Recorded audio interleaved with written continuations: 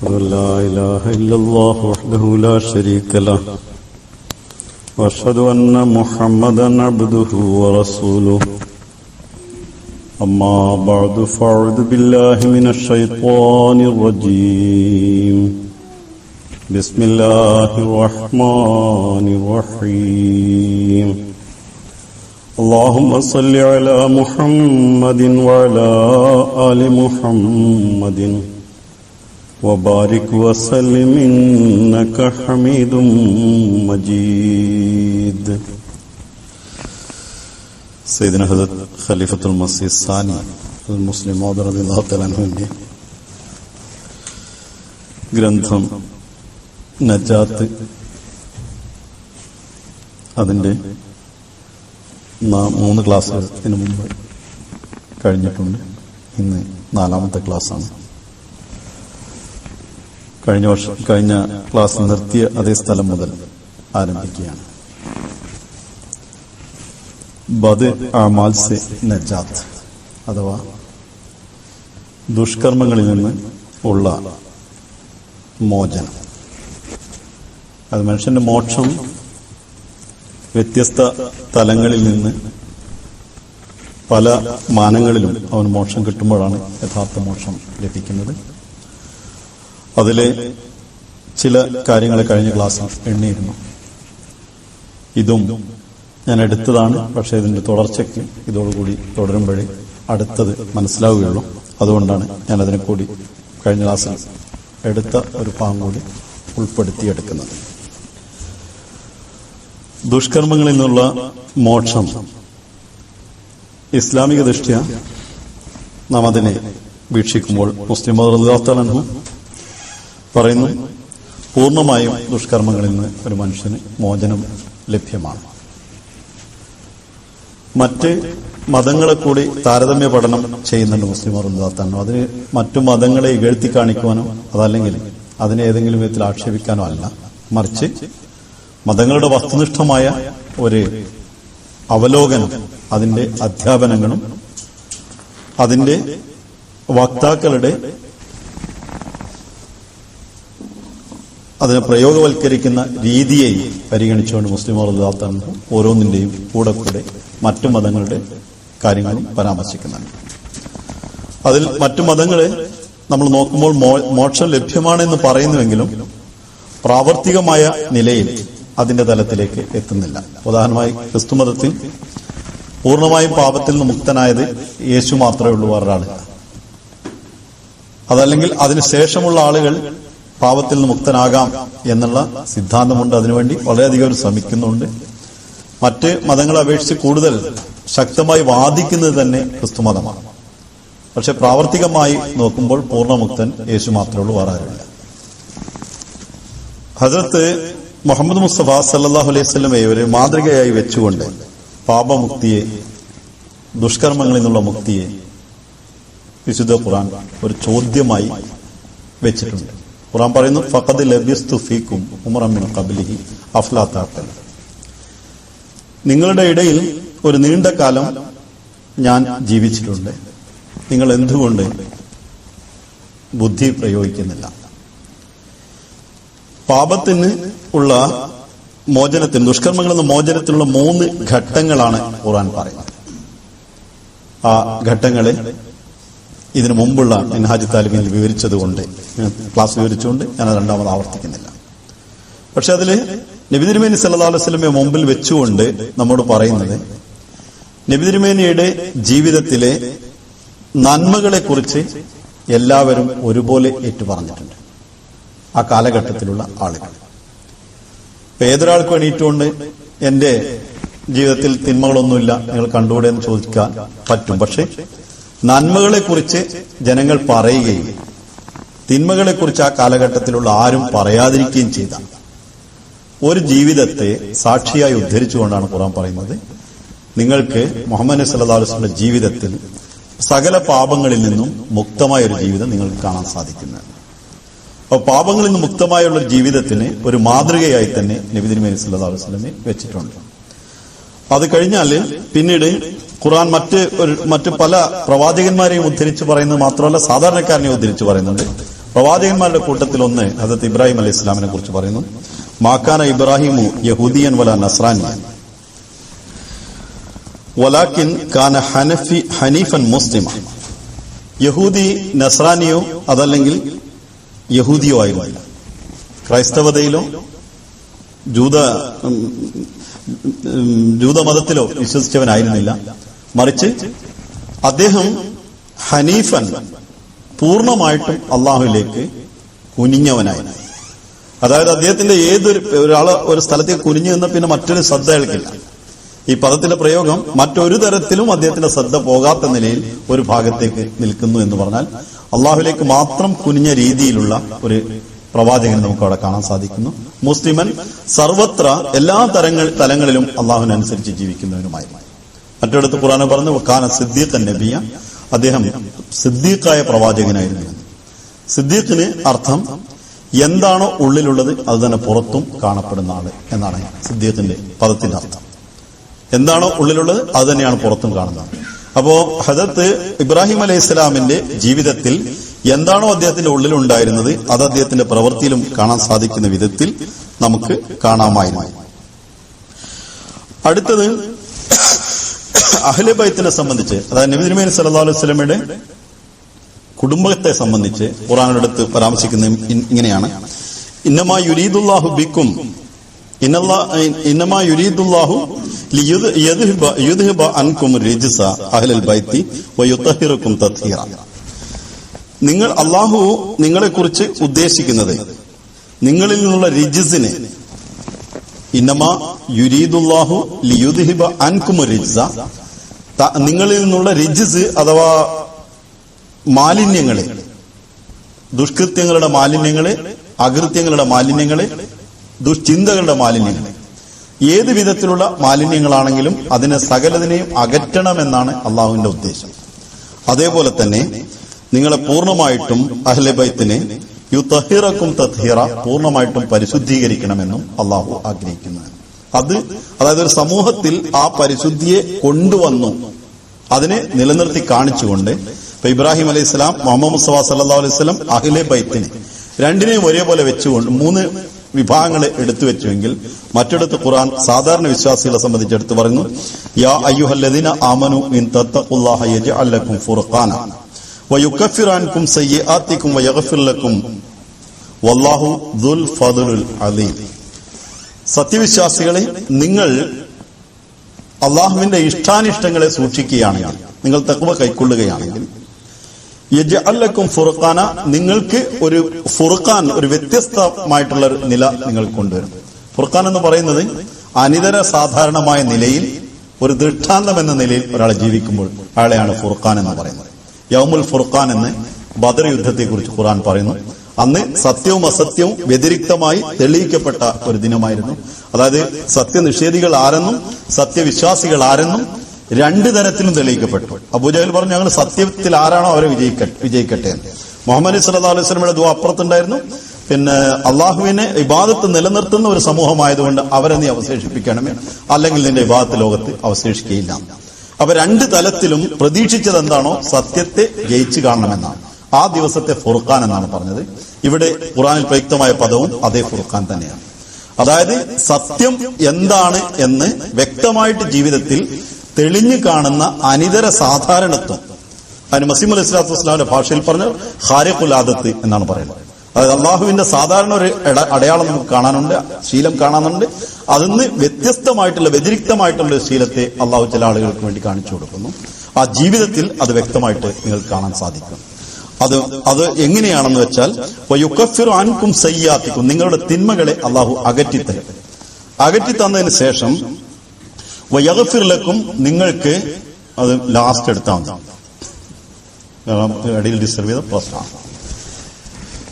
വയുകഫിറു അൻകും സയ്യിആതികും, നിങ്ങൾക്ക് നിങ്ങളുടെ തിന്മകളെ അള്ളാഹു അകറ്റിത്തരും എന്ന് മാത്രമല്ല വയഗ്ഫിർ ലക്കും, നിങ്ങളുടെ പാപങ്ങളുടെ പരിണിതികളിൽ നിന്ന് അള്ളാഹു നിങ്ങളെ സംരക്ഷിക്കുകയും ചെയ്യും. നേരത്തെ ചെയ്തിട്ടുള്ള പാപങ്ങളുടെ പരിണിതികളിൽ നിന്ന് അള്ളാഹു നിങ്ങളെ സംരക്ഷിക്കും, പുറത്തു തരുമെന്ന് പറഞ്ഞതിന്റെ ഒരർത്ഥം അതാണ്. ഇവിടെ യോജിക്കുന്ന അർത്ഥവും അതാണ് മേലെയുള്ള പദങ്ങൾക്കനുസരിച്ച്. അള്ളാഹു നിങ്ങളിൽ വരാനിരിക്കുന്ന തിന്മകളെ അകറ്റുന്നതോടുകൂടി കഴിഞ്ഞുപോയ പാപങ്ങളുടെ പരിണിതികളിൽ നിങ്ങളെ സംരക്ഷിക്കുകയും ചെയ്തുകൊണ്ട് നിങ്ങൾക്ക് വ്യക്തമായിട്ട് വ്യതിരിക്തമായിട്ടുള്ള ഒരു ജീവിതം നിങ്ങൾക്ക് അള്ളാഹു പ്രദാനം ചെയ്യുന്നതാണ്. കാരണം വല്ലാഹു ദുൽ ഫദ്ലിൽ അലീം, അള്ളാഹു മഹത്തായ ഫദ്ലിന്റെ ഉടമയാണ്. അള്ളാഹു മഹത്തായ അനുഗ്രഹത്തിന്റെ ഉടമയാണ്. ഫദ്ല് എന്ന് പറയുന്നത് അള്ളാഹു നമുക്ക് എത്രയാണോ ആവശ്യം അതിലുപരിയായിട്ട് ഒഴുകി വരുന്ന അനുഗ്രഹത്തെയാണ് ഫദ്ല് എന്ന് പറയുന്നത്. അതായത് മഴ ഫദ്ലാണ് അള്ളാഹു, നുബുവത്ത് അള്ളാഹുവിന്റെ ഫദ്ലാണ്, സിദ്ദീഖിയത്തും ഷുഹദാവും സാലിഹ്യങ്ങളും ഈ 4 പദവികളെയും അള്ളാഹു ഫദ്ലായിട്ടാണ് എടുത്തു പറഞ്ഞത്. മുഹമ്മദ് മുസ്തഫ സല്ലല്ലാഹു അലൈഹി വസല്ലമയുടെ ആദ്യ നിയോഗത്തെയും രണ്ടാമത്തെ നിയോഗത്തെയും ഫദ്ലായിട്ടാണ് അള്ളാഹു എടുത്തു പറഞ്ഞിട്ടുള്ളത്. അതായത് അള്ളാഹു തന്റെ അടുത്ത് നിന്ന് കർമ്മങ്ങളുടെ ഫലങ്ങൾ മാത്രമല്ല അതിലുപരിയായിട്ട് താൻ നൽകുന്ന അനുഗ്രഹങ്ങളെ കുറിച്ച് പറയുമ്പോൾ ഫദ്ല് എന്നാണ് അള്ളാഹു പറയാറില്ല. ഒരു കപ്പ് വെള്ളത്തിൽ ഒഴിച്ചാൽ അതിന് മുകളിലുള്ളത് വരെ ആ വെള്ളമാണെങ്കിൽ അതിന്റെ പുറത്തേക്ക് വീണ്ടും ഒഴിച്ചാൽ പുറത്തേക്ക് പോകുന്നതിന് ഫദ്ല് എന്നാണ് അറബിയിൽ പറയുന്നത്. അപ്പോൾ അള്ളാഹു ഒരാൾക്ക് മനുഷ്യന് ജീവിതത്തില് ദുഷ്കർമ്മങ്ങളിൽ നിന്നുള്ള മോചനം നൽകുമ്പോൾ അള്ളാഹുവിന്റെ സാധാരണഗതിയിലുള്ള നിയമങ്ങളിൽ നിന്ന് വ്യതിരിക്തമായ ഒരു നിയമം അവന്റെ കൂടെ ഉണ്ടായിരിക്കും. ആ നിയമം കൊണ്ട് അവന്റെ ഫദ്ല് കൊണ്ട് അവനെ പൊതിയുകയും അവന് വ്യക്തമായിട്ടുള്ള ജീവിതം അവന് നൽകുകയും ചെയ്യുന്നു. ഇനി രണ്ടാമത്തെ ഈ ഇന്നത്തെ ക്ലാസ്സിൽ രണ്ടാമത്തെ ഭാഗം മേലാനെ ഗുനാസെ നിജാത്ത് എന്നാണ്. അതായത് പാപങ്ങളിലേക്കുള്ള ചായ്വിൽ നിന്ന് മനുഷ്യനെ സംരക്ഷിക്കാം. ഞാൻ പറഞ്ഞ പാപത്തിന് പല ഘട്ടങ്ങളുണ്ട് രക്ഷപ്പെടാൻ. ഒന്ന്, ദുഷ്കർമ്മങ്ങളിൽ നിന്നുള്ള മോചനം പൂർണ്ണമായിട്ടും ഇസ്ലാം വാഗ്ദാനം ചെയ്യുന്നുവെങ്കിൽ അതിനെ ചില ആളുകൾക്ക് ദുഷ്കർമ്മങ്ങളിൽ നിന്നൊരു മോചനം കിട്ടിയാൽ തന്നെ വീണ്ടും അതിലേക്ക് വീണ്ടും അതിലേക്ക് പോകാം. അങ്ങനെ ആ ചായ്വിൽ നിന്ന് അള്ളാഹു എങ്ങനെ സംരക്ഷിക്കുന്നു അതിനെക്കുറിച്ച് ഖുർആൻ പറയുന്ന ഒരു ഭാഗമാണ് ഹദരത്ത് മുസ്ലിം റളിയല്ലാഹു തആല അൻഹു ഉദ്ധരിക്കുന്നത്. സാധാരണ മുഅ്മിനീങ്ങളെ കുറിച്ച് വിശുദ്ധ ഖുർആൻ പറയുന്നു, വല്ലദീന ആമനു വഅമിലു സ്വാലിഹാത്തി വആമനു ബിമാ നുസില അലാ മുഹമ്മദിൻ വഹുവൽ ഹഖ്ഖു മിർ റബ്ബിഹിം കഫറ അൻഹും സയ്യിആതിഹിം വഅസ്ലഹ ബാലഹും. സത്യവിശ്വാസം കൈക്കൊണ്ടവരാരും അതിനനുസൃതമായി സൽക്കർമ്മങ്ങൾ അനുഷ്ഠിച്ചവരാരും. ഫസ്റ്റ് മനുഷ്യന് വേണ്ട വിശ്വാസം, ഞാനത് പിന്നീട് വിശദീകരിക്കാം, അർത്ഥം ആദ്യം പറയട്ടെ. വആമനു ബിമാ നുസില അലാ മുഹമ്മദ്, അതിനുശേഷം മുഹമ്മദ് മുസ്തഫ സല്ലല്ലാഹു അലൈഹി വസല്ലമയിൽ അവർ എന്തിറക്കപ്പെട്ടോ അതിൽ വിശ്വസിക്കുന്നു. ആയത്ത് വളരെ ചിന്താർഹമായിട്ടുള്ള ഒരു ആയത്താണ്. ഒന്ന്, വിശ്വാസം ആദ്യം കൈക്കൊണ്ടു എന്ന് പറഞ്ഞതിന് ശേഷം പിന്നീട് മുഹമ്മദ് മുസ്തഫ സല്ലല്ലാഹു അലൈഹി വസല്ലമയിൽ ഇറങ്ങിയതിൽ പിന്നീട് വിശ്വസിക്കുന്നു. അതിന് രണ്ടാമത് എടുത്തു പറയും. അതെന്താണ് അവർ വിശ്വസിക്കുന്നത്? വഹുവൽ ഹഖ്ഖു മിർ റബ്ബിഹിം, അത് തന്നെയാണ് അവരുടെ റബ്ബിൽ നിന്ന് ഇറങ്ങിയിട്ടുള്ള ഹഖ് എന്ന്.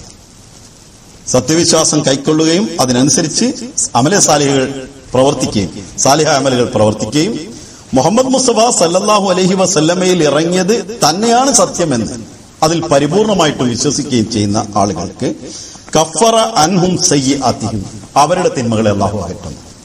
അപ്പൊ സത്യവിശ്വാസികൾക്ക് എന്തുകൊണ്ടായിട്ടുന്നില്ല എന്നുള്ള ചോദ്യം അവിടെ വരുന്നത്. അതിനുശേഷം പിന്നെ പറഞ്ഞ വാക്കുകൾ അതിനെ വിശദീകരിക്കുകയാണ് ചെയ്യുന്നത്. അസ്ലഹ ബാലഹും, അത് മാത്രമല്ല അതിനകറ്റുമെന്നു എന്ന് മാത്രമല്ല അവരുടെ ഹൃദയത്തിനെ കൂടി അതിനെ ശുദ്ധീകരിച്ചുകൊണ്ട് അവരുടെ ചിന്തകളെ കൂടി ശുദ്ധീകരിച്ചുകൊണ്ട് അള്ളാഹു അവരുടെ തിന്മയിലേക്കുള്ള ചായ്വിനെയും മാറ്റിക്കളയുന്നു. ഈ ആയത്തിനെ ഞാൻ ഒന്നുകൂടെ പിന്നീട് എടുത്തു പറയും. അതിന് മുമ്പ് ഒരു ഹദീസിനെ കുറിച്ച് കഴിഞ്ഞ ദർശനം പരാമർശിച്ചു. അതിന്റെ ഒരു ഭാഗം പറയുമ്പോൾ ബാക്കി പെട്ടെന്ന് മനസ്സിലാക്കാൻ എളുപ്പമുണ്ടാവും. മനുഷ്യന് പാപത്തിലേക്കുള്ള ചായ്വ് അവസാനിച്ചു കഴിഞ്ഞാൽ പാപത്തിന്റെ ഒരു ഭാഗം പിന്നീട് നമ്മളിലേക്ക് വരുന്നില്ല. അതേസമയത്ത് എല്ലാ പാപത്തും നമ്മൾ മുക്തമായി ഇന്ന് കംപ്ലീറ്റ് നമ്മൾ ക്ലീൻ ആയി കഴിഞ്ഞാൽ തന്നെ ആ ചായ്വ് നമ്മുടെ മനസ്സിലുണ്ടെങ്കിൽ നമ്മൾ വീണ്ടും പോയി വീഴും. ഇപ്പൊ റമദാൻ അടുത്ത് വരുന്നത്, റമദാൻ വരുമ്പോൾ എല്ലാവരും കുറച്ച് നിസ്കാരം നോമ്പൊക്കെ ആയിട്ടൊക്കെ നന്മയിലേക്ക് വരുമ്പോഴേ വീണ്ടും ചായ്വ് മനസ്സിൽ കിടക്കുന്നുണ്ടെങ്കിൽ അത് കഴിയുന്നതോടുകൂടി അതേപോലെ തന്നെ തിരിച്ച് പിന്നെ സാധാരണ നാടൻ മലയാളത്തിൽ പറയുന്നത് കുളച്ചണ്ടി നീക്കിയ പോലെ അത് വെള്ളത്തിൽ നിന്ന് പിന്നെ ചണ്ടി നീക്കിയിടുന്നതോടുകൂടി പിന്നെ കുറച്ച് കഴിഞ്ഞാൽ തിരിച്ചങ്ങോട്ട് തന്നെ വരും. അതുപോലെ തിരിച്ചു വരുന്ന ഒരവസ്ഥ ഉണ്ടാവും. അതിന് അധികം ആലോചിക്കേണ്ട കഴിഞ്ഞ റംസാന് ഇപ്പൊ വരാനുള്ള റംസാന് മുമ്പുള്ള അവസ്ഥയും കൂടി പരിഗണിക്കുമ്പോൾ ഏകദേശം പെട്ടെന്ന് മനസ്സിലാവും. അപ്പൊ ഈ ഒരു അവസ്ഥയെ കുറിച്ചുകൊണ്ട് റസൂൽ തിരുമേനി സല്ലല്ലാഹു അലൈഹി വസല്ലം ഒരിടത്ത് പറഞ്ഞിരിക്കുന്നത്, ഇദാ സമിഅതും ബി ജബലിൻ സാല അൻ മകാനി, നിങ്ങളൊരു പർവ്വതത്തെ കുറിച്ച് കേട്ടാൽ ആ പർവ്വതം അതിന്റെ സ്ഥലത്ത് നിന്ന് മാറി എന്ന് കേട്ടാൽ ഫസദ്ദിഖൂഹു, നിങ്ങൾ അതിനെ സത്യപ്പെടുത്തുക. അങ്ങനെ ഉണ്ടാവാം. ഒരു മല ഒരു സ്ഥലത്തുണ്ട്, അതിനെ മാറി എന്ന് കേട്ടാൽ നിങ്ങൾ അതിനെ സത്യപ്പെടുത്തുക. അങ്ങനെ സംഭവിക്കാവുന്നതാണ്. എന്നാൽ വൈദാ സമയത്തും ബിറജുലിൻ, എന്നാൽ ഒരു മനുഷ്യനെ കുറിച്ച് നിങ്ങൾ കേൾക്കുകയാണെങ്കിൽ തഗയ്യറ അൻ ഖുൽഖിഹി, അവന്റെ ഖുൽഖ് മാറിയിരിക്കുന്നു, അവന്റെ സ്വഭാവം മാറിയിരിക്കുന്നു എന്നാരെങ്കിലും അന്ന് കേൾക്കുകയാണെങ്കിൽ ഫലാ തുസദ്ദിഖൂഹു, നിങ്ങൾ അതിനെ വിശ്വസിക്കില്ല. നിങ്ങൾക്ക് അതിനെ വിശ്വസിക്കാൻ പാടില്ല. അങ്ങനെ സംഭവിക്കില്ല. അപ്പൊ നമ്മൾ നേരത്തെ പറഞ്ഞത്, ഒരു ഭാഗത്ത് ഖുർആൻ പറയുന്നത് ഇതിനെ രണ്ടിനും കൂടി എങ്ങനെയാണ് മനസ്സിലാക്കേണ്ടത്. അത് നേരത്തെ പറഞ്ഞ ആയത്തിന്റെ ഒരു വ്യാഖ്യാനമാണ് അടുത്ത ഹദീസിൽ പറഞ്ഞിട്ടുള്ളത്. അതെങ്ങനെയെന്ന് നമുക്ക് നോക്കാം. ഹസരത്ത് മുസ്ലിം റളിയല്ലാഹു തആല അൻഹു ഈ ഹദീസിന് കൊടുത്ത ഒരു വ്യാഖ്യാനമാണ്. രണ്ട് അർത്ഥങ്ങളാണ് ഇതിനുള്ളത്. ഒരർത്ഥം ഫഖദ് ലബിസ്തു ഫീക്കും ഉംറ മിൻ ഖബ്ലിഹി എന്ന ആയത്ത് വെച്ചുകൊണ്ടാണ്. അതായത് മുഹമ്മദ് മുസ്തഫ സല്ലല്ലാഹു അലൈഹി വസല്ലം ജീവിതത്തിൽ 40 വർഷക്കാലത്തെ എടുത്തുദ്ധരിച്ചുകൊണ്ട് ഖുർആൻ ചോദിക്കുകയാണ്, ഇത്ര കാലം വരെ ഒരു കളവോ ചതിയോ വഞ്ചനയോ ഒരു വിധത്തിലുള്ള ന്യൂനതകളും ആരോപിക്കാൻ കഴിയാത്ത ഒരാളെ ഇന്നലെ രാത്രി കിടന്നുറങ്ങി ഇന്ന് രാവിലെ എണീറ്റപ്പോൾ കള്ളം പറയും എന്നെങ്ങനെ വിശ്വസിക്കാൻ കഴിയും? അതായത് ഒരു ജീവിതത്തിൽ ഉള്ള ആ ഖുൽഖിനെ, അദ്ദേഹത്തിന്റെ സ്വഭാവത്തെ ഒറ്റയടിക്ക് ആർക്കും മാറ്റാൻ സാധ്യമല്ല. ഒരു അർത്ഥം അതിന്റെ ഇതാണ്. മറ്റൊരർത്ഥം, മനുഷ്യന് പ്രകൃതത്തിൽ ഉള്ള ചില കാര്യങ്ങൾ, അവന്റെ അമലുകളിലുള്ള ഇസ്ലാഹ് അല്ല ഉദ്ദേശിക്കുന്നത്, അവന്റെ പ്രകൃതത്തെ അവന് മാറ്റാൻ സാധിക്കില്ല. എളുപ്പമുള്ളൊരു കാര്യം പറയാം. ഞാൻ അടുത്ത തവണ ഒരു ടെലിവിഷനിൽ ഒരു പ്രോഗ്രാം കണ്ടുകൊണ്ടിരിക്കുമ്പോഴേ, പാകിസ്ഥാൻ ടെലിവിഷനിൽ കണ്ട പ്രോഗ്രാമാണ്. അതിലൊരു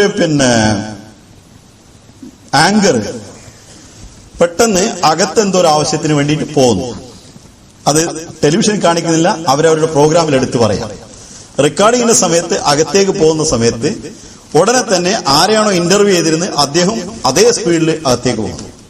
അപ്പൊ അടുത്തുള്ള ഒരാൾ ചോദിച്ചു, എന്താണ് ഇന്റർവ്യൂ ചെയ്യുന്ന ആങ്കറുടെ ചോദ്യങ്ങൾ ശരിയായ രീതിയിലല്ലേ പോകുന്നത് എന്ന് ഇന്റർവ്യൂക്കാരനോട് ചോദിച്ചു. അതിന്റെ തന്നെ ഒരു ഭാഗമായിട്ട് നിൽക്കുന്ന ഒരാളാണ്. അപ്പൊ അദ്ദേഹം തിരിച്ചു വന്നുകൊണ്ട് ഒരു കാര്യം എടുത്തു പറയുമ്പോൾ പറയാണ്, ചില മനുഷ്യരുടെ പ്രകൃതത്തിൽ ഈ ക്യൂരിയോസിറ്റി, അതായത് മറ്റവന്റെ കാര്യം എന്താണെന്ന് തിരിച്ചറിയണം എന്നുള്ളൊരു, ഞാൻ ആ ക്യൂരിയോസിറ്റി എന്നുള്ള പദം മാത്രം പറഞ്ഞാൽ പോരാ, ഞാൻ അതിലേക്ക് പോകുന്നില്ല, പെട്ടെന്ന് മനസ്സിലാകുന്ന കാര്യമാണ്. അതായത് ഒരു സംഗതിയെ കുറിച്ച് മറ്റത് എന്താണെന്ന് ചെകഞ്ഞ് അറിയേണ്ട ഒരു സ്വഭാവമാണ് ചില ആളുകൾ. അങ്ങനെയുള്ള പ്രകൃതത്തെ അയാൾക്ക് മാറ്റാൻ കഴിയും. അതാണ് പ്രകൃതത്തിലുള്ളതാണ്.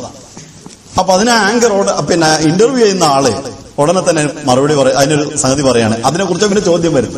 അപ്പൊ പറഞ്ഞു, ഇത്തരത്തിലുള്ള ആൾക്ക് അതിനെ നല്ല കാര്യത്തിന് വേണ്ടി വിനിയോഗിക്കാം, ആ പ്രകൃതത്തെ നല്ല കാര്യത്തിന് വേണ്ടി വിനിയോഗിക്കാം.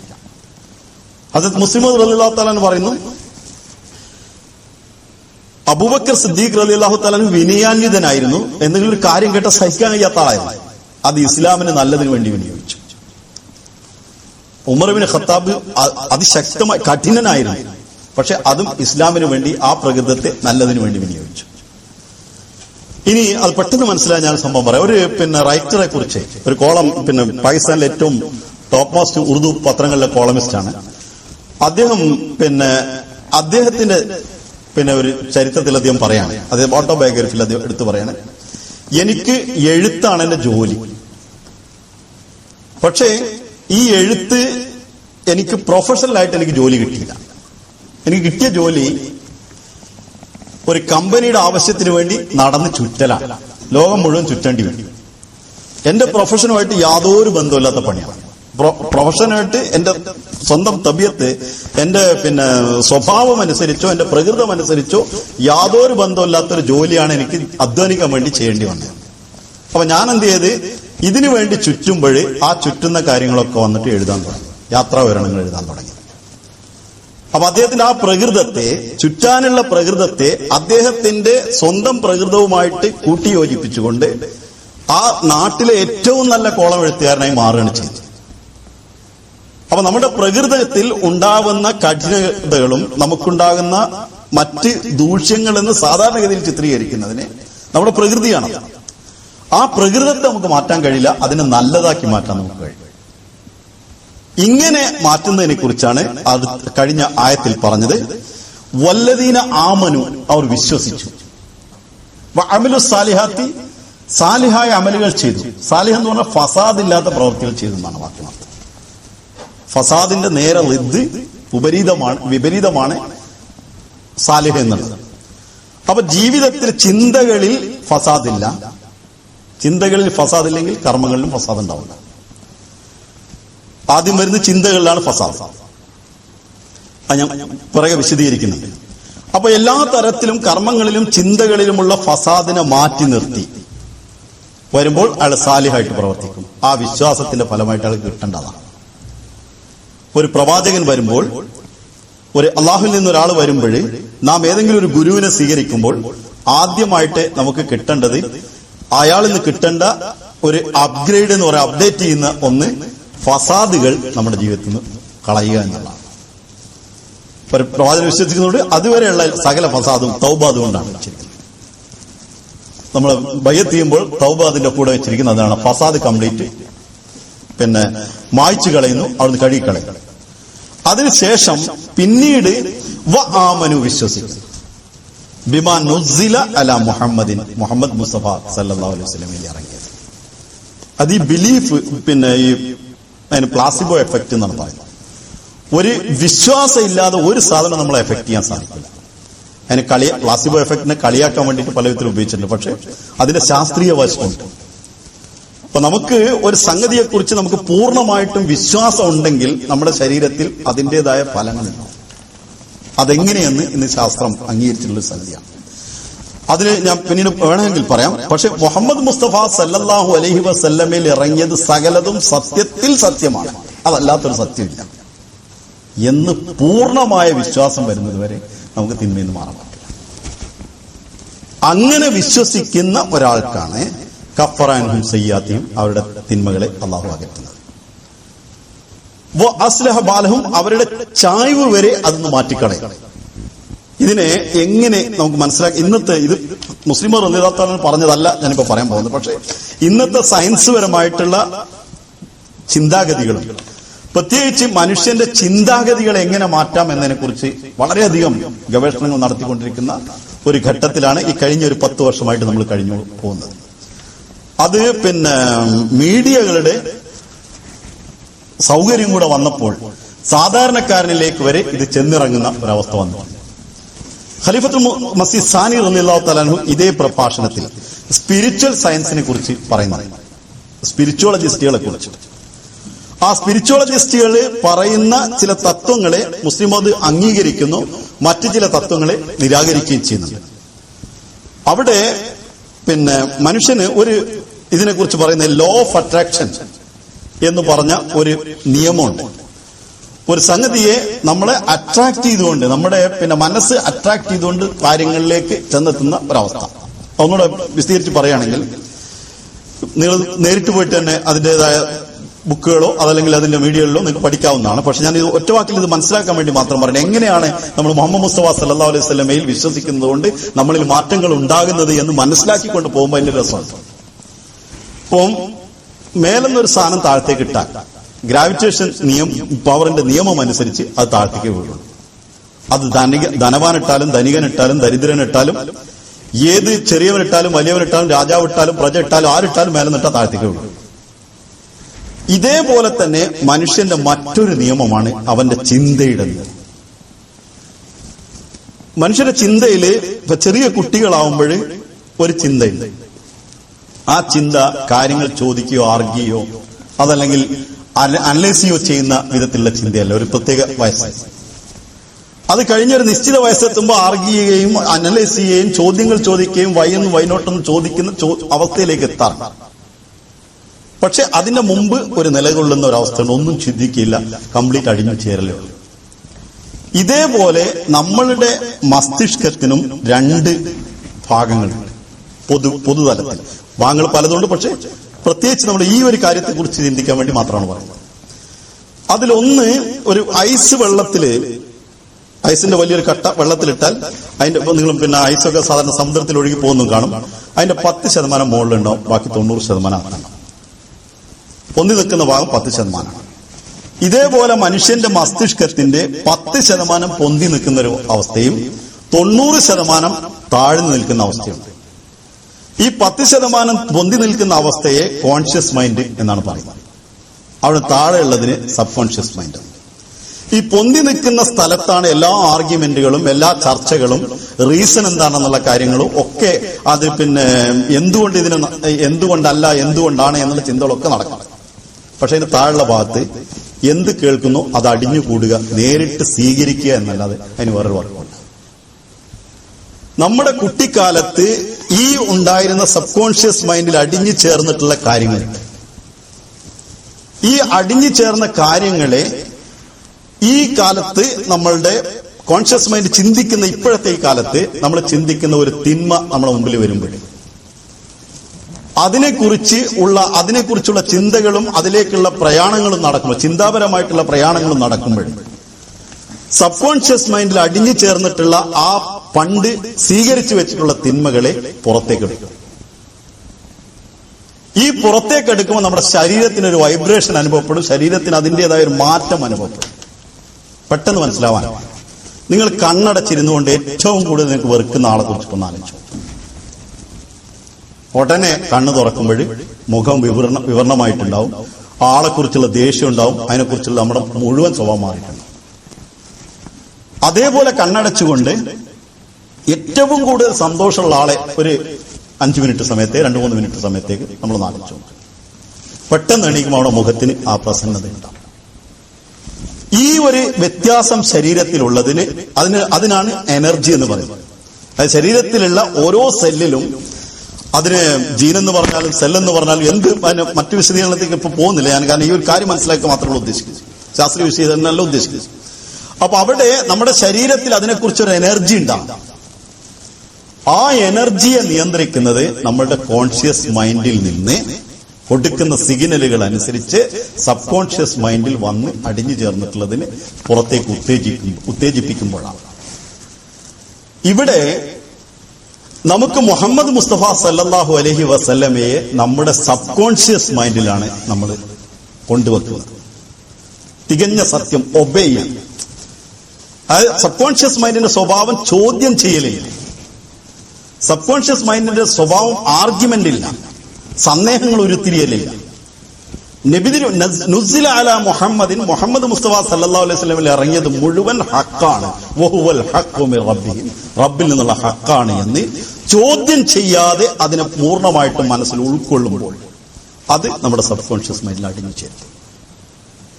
അതിനെ ആ ഒരു ചിന്തയിലേക്ക് നമ്മളെ എപ്പോഴും മാറ്റുന്നതിനു വേണ്ടി അതിനെക്കുറിച്ച് ആലോചിച്ചുകൊണ്ടിരിക്കുമ്പോൾ നമ്മുടെ ശരീരത്തിലുള്ള ആ ഒരു ചിന്തകളും നമ്മുടെ എനർജിയും മുഹമ്മദ് മുസ്തഫ സല്ലല്ലാഹു അലൈഹി വസല്ലമയിലേക്ക് എന്തൊന്ന് കൊണ്ടുവന്നു അതിലേക്ക് നീങ്ങി.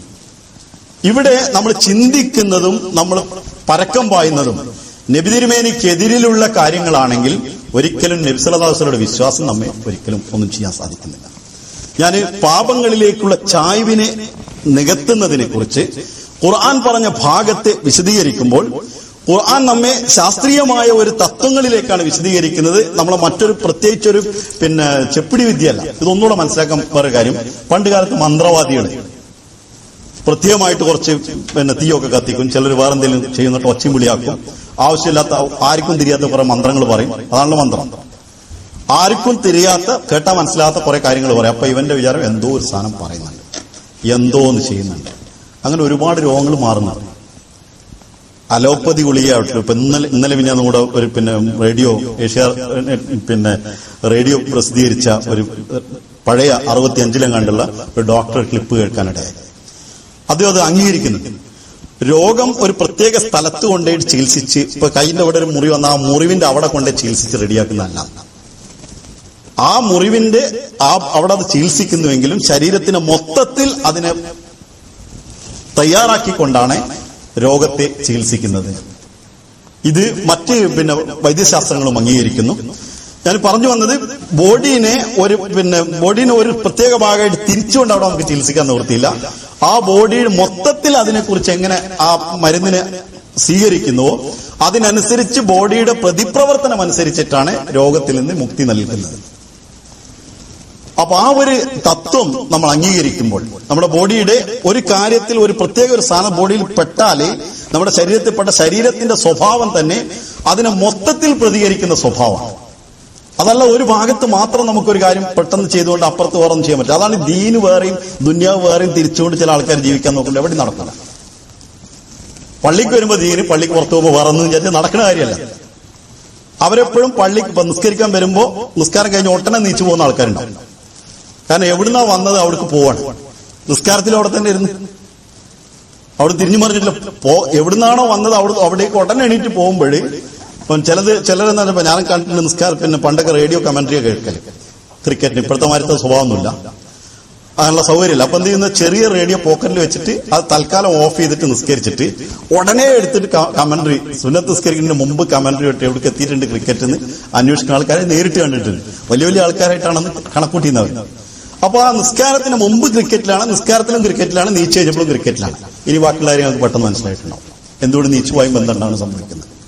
അപ്പൊ അതുകൊണ്ട് നീച്ചു പോകണ്ടെന്നല്ല ഞാൻ പറഞ്ഞത്. പക്ഷെ ദിക്റും മറ്റു കാര്യങ്ങളും സുന്നത്തൊക്കെ ഒഴിവാക്കി പായാൻ തോന്നുന്നത് കാരണം അതാണ്. ഈ ഒരു ചിന്തയെ കുറിച്ചാണ് ഇത്രയും പറഞ്ഞത്. അപ്പൊ നമ്മുടെ മനസ്സിനെ നമ്മൾ ചിന്തകളിൽ നിന്ന് മാറ്റി നിർത്തി നല്ല ചിന്തകൾ നൽകുകയാണെങ്കിൽ നമ്മുടെ സബ് കോൺഷ്യസ് മൈൻഡിനെ നമുക്ക് റീപ്രോഗ്രാം ചെയ്യാൻ കഴിയും. കാരണം നമ്മളിപ്പോ പ്രോഗ്രാം ചെയ്ത് വെച്ചിരിക്കുന്നത് ഭൗതിക ലോകത്ത്. അപ്പൊ ഖലീഫത്തുൽ മസീഹിന്റെ കഴിഞ്ഞ ഖുത്ബ ഇതായിരുന്നു വിഷയം. ഭൗതികമായിട്ടുള്ള കാര്യങ്ങളിൽ മുഴുകിപ്പോകുമ്പോൾ ഉണ്ടാകാൻ പോകുന്നത് എന്താണെന്നാണ് കഴിഞ്ഞ ആഴ്ച ഖുത്ബ ഉണ്ടായിരുന്നത്. അപ്പൊ നമ്മുടെ ചിന്തയെ നമുക്ക് റീപ്രോഗ്രാം ചെയ്യാൻ കഴിഞ്ഞാൽ നമ്മുടെ ജീവിതത്തെ നമുക്ക് റീപ്രോഗ്രാം ചെയ്യാൻ കഴിയും. അതിന് ഏറ്റവും പ്രധാനമായിട്ട് നമുക്ക് വിശ്വാസമാണ് ഉണ്ടാകുന്നത്. അപ്പൊ മുഹമ്മദ് നബിയിൽ വിശ്വാസം അല്ലെങ്കിൽ ഒഴിവാക്കിയിട്ട് വേറെ വല്ല നബിനെ വിശ്വസിച്ചു എന്തായാലും അങ്ങനെ പിന്നെ നടക്കുന്നത്. നബി തിരുമേനി സത്യവാനാണെന്ന് വിശ്വസിച്ച് നബി പറഞ്ഞതേ എനിക്ക് ജീവിക്കാൻ പറ്റുള്ളൂ എന്ന് പൂർണ്ണമായിട്ടുള്ള വിശ്വാസം നമ്മുടെ മനസ്സിൽ വരുമ്പോഴേ അപ്പോഴാണ് അസ്ലഹബാലം ഇവിടെ പറഞ്ഞത് നുസില അല മുഹമ്മദ് മുസ്തഫ സല്ലല്ലാഹു അലൈഹി വസല്ലമയിൽ ഇറക്കപ്പെട്ടതിൽ അവർ വിശ്വസിക്കുന്നു. റബ്ബിഹിം അവരുടെ റബ്ബിൽ നിന്നുള്ളതാണെന്ന് കഫറ അൻഹും സയ്യാത്തിയും അപ്പോഴാണ് അവരിന്ന് അകലുന്നത്. നബി തിരുമേനിയിൽ സയ്യാത്തില്ല. അങ്ങനെ റസൂലുള്ളാഹിൽ ആ വിശ്വാസം വരുന്നതോടുകൂടി അവരിൽ നിന്ന് അത് അകന്നു പോകുന്നു. മന്ത്രവാദിയിലൂടെ വിശ്വാസം വരുമ്പോൾ അതിന്റെ രോഗം മറന്നു അകന്നു പോകുന്നു. പണ്ട് കാലത്ത് അങ്ങനെയാണ്. എല്ലാ ചെറിയ കാര്യത്തിനൊക്കെ മന്ത്രമാണ്, ഊതലാണ്. ഇപ്പൊ ഞാനും എന്റെ ജീവിതത്തിൽ കേട്ടൊരു സംഭവമാണ്, കണ്ടതല്ല, പക്ഷെ കണ്ടതുപോലെ വിശ്വസിക്കാവുന്ന ഒരു കാര്യമാണ്. എന്റെ മാതാവിന്റെ അയൽവാസിയായിരുന്ന ഒരാളെ കുറിച്ചിട്ടാണ് ഞാൻ കേട്ടിട്ടുള്ളത്. അയാൾക്ക് ഊതി കൊടുക്കുന്ന പണിയാണ്. ഇപ്പൊ രാവിലെ എണീറ്റ് സുബൈക്ക് എണീക്കുന്നതിന് മുമ്പേ കുറെ ആൾക്കാർ ഊതാൻ വരും. കാരണം ആസ്പത്രിക്ക് കിലോമീറ്ററുകൾ അകലെയായിരിക്കും. അപ്പൊ തൽക്കാലം ഊതലൊക്കെ കഴിഞ്ഞ് പിന്നെ വേറൊന്നും നടന്നിട്ടില്ലെങ്കിൽ നടന്നു പോകണ ആശുപത്രിക്കാണ്ട് നടന്നു പോകാൻ പറ്റാത്തതുകൊണ്ടാണ് പാവങ്ങൾ ചെയ്യുന്നത്. ഡോക്ടർമാരും കുറവായിരുന്നു. ഇപ്പൊ ഡോക്ടർമാർ കൂടുതൽ രോഗികൾ കുറവാണ്. അപ്പൊ അതുകൊണ്ട് ഈ ഒരു അവസ്ഥയിൽ എന്ത് ചെയ്ത് നേരം വെളുക്കുമ്പോൾ ഊതാൻ വേണ്ടി ചെന്നപ്പോ ഇയാൾ രാവിലെ എണീറ്റ് അയാളുടെ പല്ലൊക്കെ തേച്ചിട്ട് അയാൾ ഒരു പണി എടുത്തിട്ടില്ല.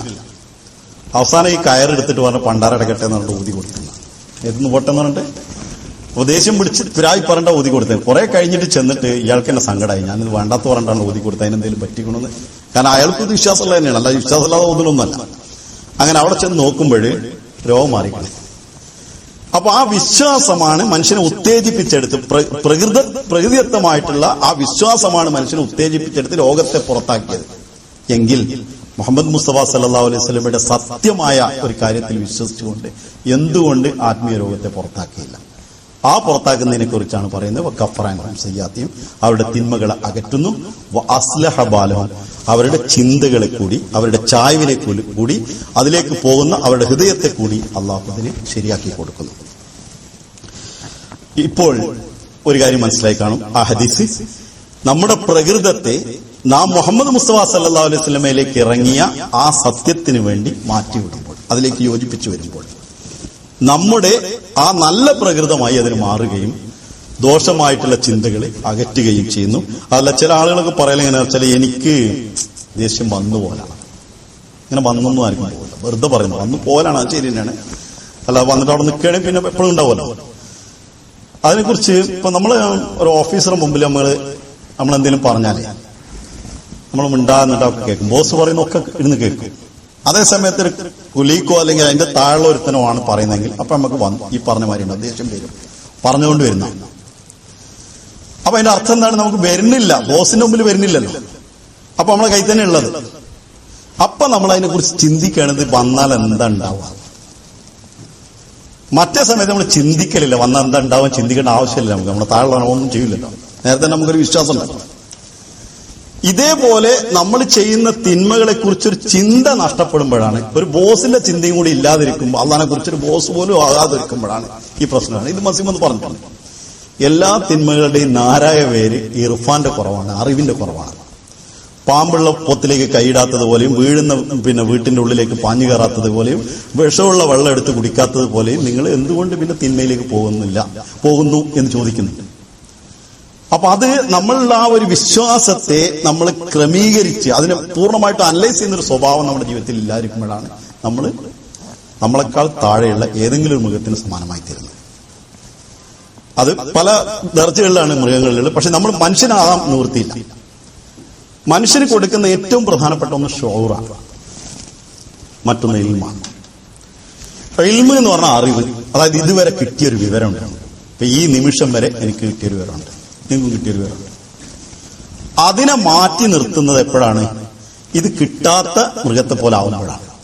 ഇപ്പൊ പോത്ത് പണ്ടത്തെ കാലത്ത് പോത്ത് വലിയ ആലിമായിരുന്നു, ഇപ്പോഴത്തെ പോത്ത് കുറച്ച് കൂടുതൽ ആലിമല്ല എന്നോ, അല്ലെങ്കിൽ 4000 കൊല്ലം മുമ്പുള്ള പോത്തിനേക്കാൾ വലിയ പോത്ത് ഇപ്പോഴത്തെ പോത്ത് അതിനേക്കാൾ ആലിമായിക്കണമെന്ന് ആരും പറഞ്ഞിട്ടില്ല.